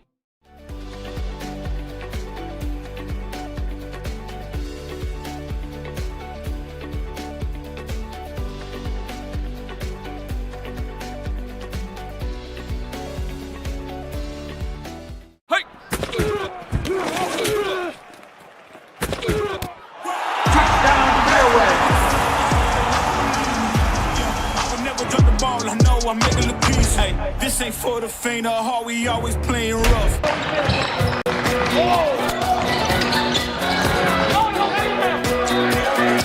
Well, it's been the Noah Martins show here in the fourth quarter for Dowling. Dowling leading 61-48.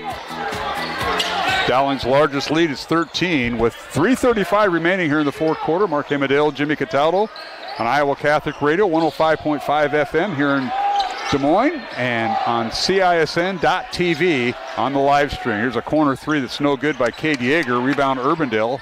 This is Hardison with it in the lane. Shot up and good. Davis Hardison with the shot. He's got 17 points. Let's check that, 16 points. See how the Maroons handle the pressure. And they do. They get it in the front court. Of course, you know, there's some Michigan State fans here in Central Iowa, and one of them just pointed out the final score. But he did it by the emoji. But a steal by Urbandale. Teeter with the steal. They lob it underneath to Pargin, and he loses it off his hands, and that leg is cramping up again. Michigan State 71, Iowa 52. Final score at East Lansing. Counts the W, but I remember going there and seeing some other teams lose by 35-40. The big guy has his shot blocked. Nice job, Evan Mitchell, but a weak side help that time by Pargin knocked it away. There's just been so many deflections, blocked shots. This is just good hustle for both teams tonight. Glad you could be able to watch it on CISN and listen to us on Iowa Catholic Radio. All right, Dowling with the ball. Martins gets it to Nate Jenkins. Now to Evan Mitchell. Back to Coley. Alfred with it. The only person that didn't touch it was Keyless. They almost ran a bunch of flex cuts. Now Martins draws the foul. That'll be on Pargin. And on Jake, that'll be his second foul. With 2:18 to go in the fourth quarter, Dowling leading by 11. Third team foul on Urbandale, so they have one foul to give before the double bonus takes over. And the Maroons will get Sam Ralston in the lineup. And he'll replace Evan Mitchell. So the Maroons get a little bit more guard-oriented here, Jimmy. Well, and again, not having a Maddox Coppola at this point when ball handling is so crucial. Now a bad pass, and Teeter will slam it home for Urbandale. Teeter with his 13th point. But you love that the Maroons have a lot of experience out there in Jenkins and Martin, Keyless. Understand the situation, understand quality shots right now. Whistle and a foul on Urbandale as Yeager picks up his fourth. It'll be the fourth team foul on the Jayhawks.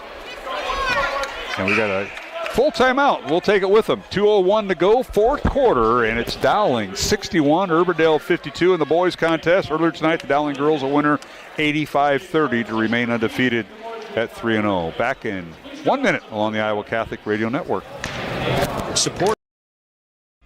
Run, jump, lift, swim, compete, connect, breathe. Whatever your workout, you'll find it at the Y, plus a whole lot more. Right now, you can try the Y for free. Visit any branch or online at dmymca.org. One membership, endless opportunities. Your YMCA. Ever have one of those awkward moments when a business disappointed you? You got ripped off? Didn't get what you expected? The Better Business Bureau can help you avoid these uncomfortable situations. BBB accredited businesses are honest, ethical, and reviewed annually by the BBB. Don't experience another awkward moment with a bad business. Trust the ones that operate with integrity. Look for the BBB seal. It's the sign of a better business. And find a better business anytime at bbb.org. To Christ.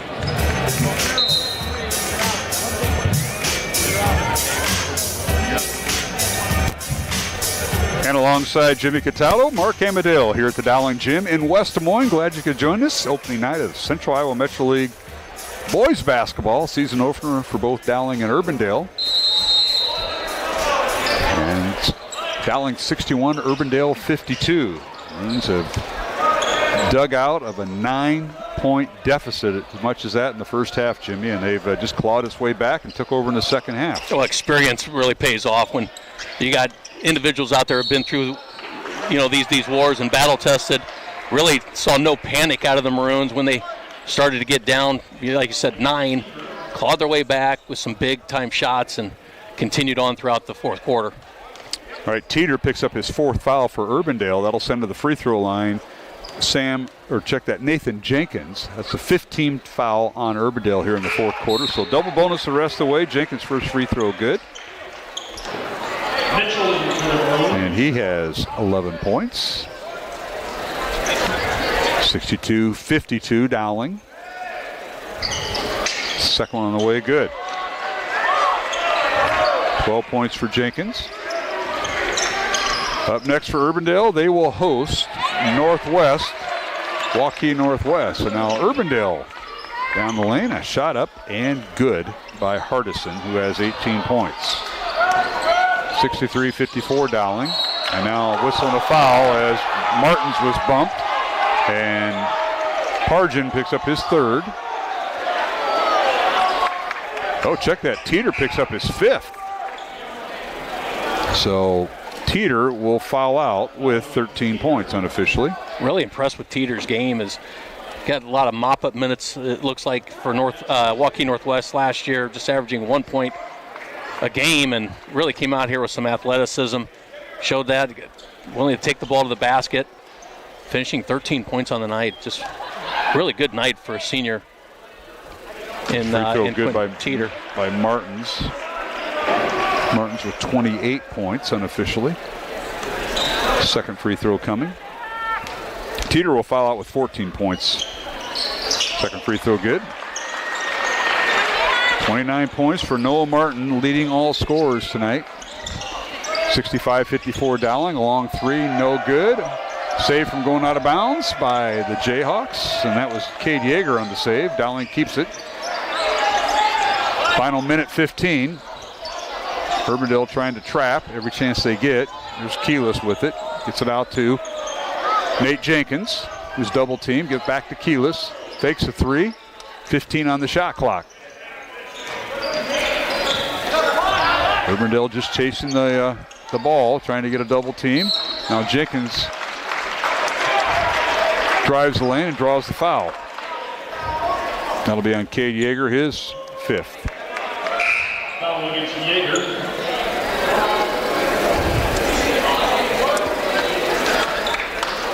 53 seconds remaining, 65-54 Dowling. Jenkins to the free throw line. Nathan tonight 3 for 3 at the line. He'll have 2 free throws here. He has 12 points. Jayhawks will bring in Will Schaefer. Number 5, the 6-foot junior replacing. Jenkins free throw no good. You know, your stat sheet isn't as complicated as Coach Burkert's. I just wanted to pass that along. You know, Coach Burkert's a basketball guy, so I mean his sheets are a little more complicated than mine. And second free throw no good. Rebound, Evan Mitchell. Go ahead. Let you finish your thought. No, it's and really I want the plus-minus ratio of certain percentages out of the free throw and field goals. But if you looked at my football call sheet, I think you would think it's written in a different language. You guys in those call sheets are different colors, and I'm colorblind. I don't know what color. I think that runs in like the Italian generation because you know my dad's colorblind. You're colorblind. I know my nephew's colorblind. Yeah, it does. Too many vegetables. Too many bad peppers. It's how. Martin's at the free throw, a chance to put up 30. First free throw, good. There he goes. Noah Martins with 30 points. I think the last person that did that might have been Broderick several years ago that did it. Second one up and good. 31 points for Noah Martins. His student body letting him have it. 67-54 Dowling, and now Hardison for 3, no good. And a rebound out to Dowling, and that'll do it with 20 seconds remaining. 67-54 Dowling. It's going to start out the season minus 2 starters from last year, with Maddox Capola and Charlie Crane out for a while.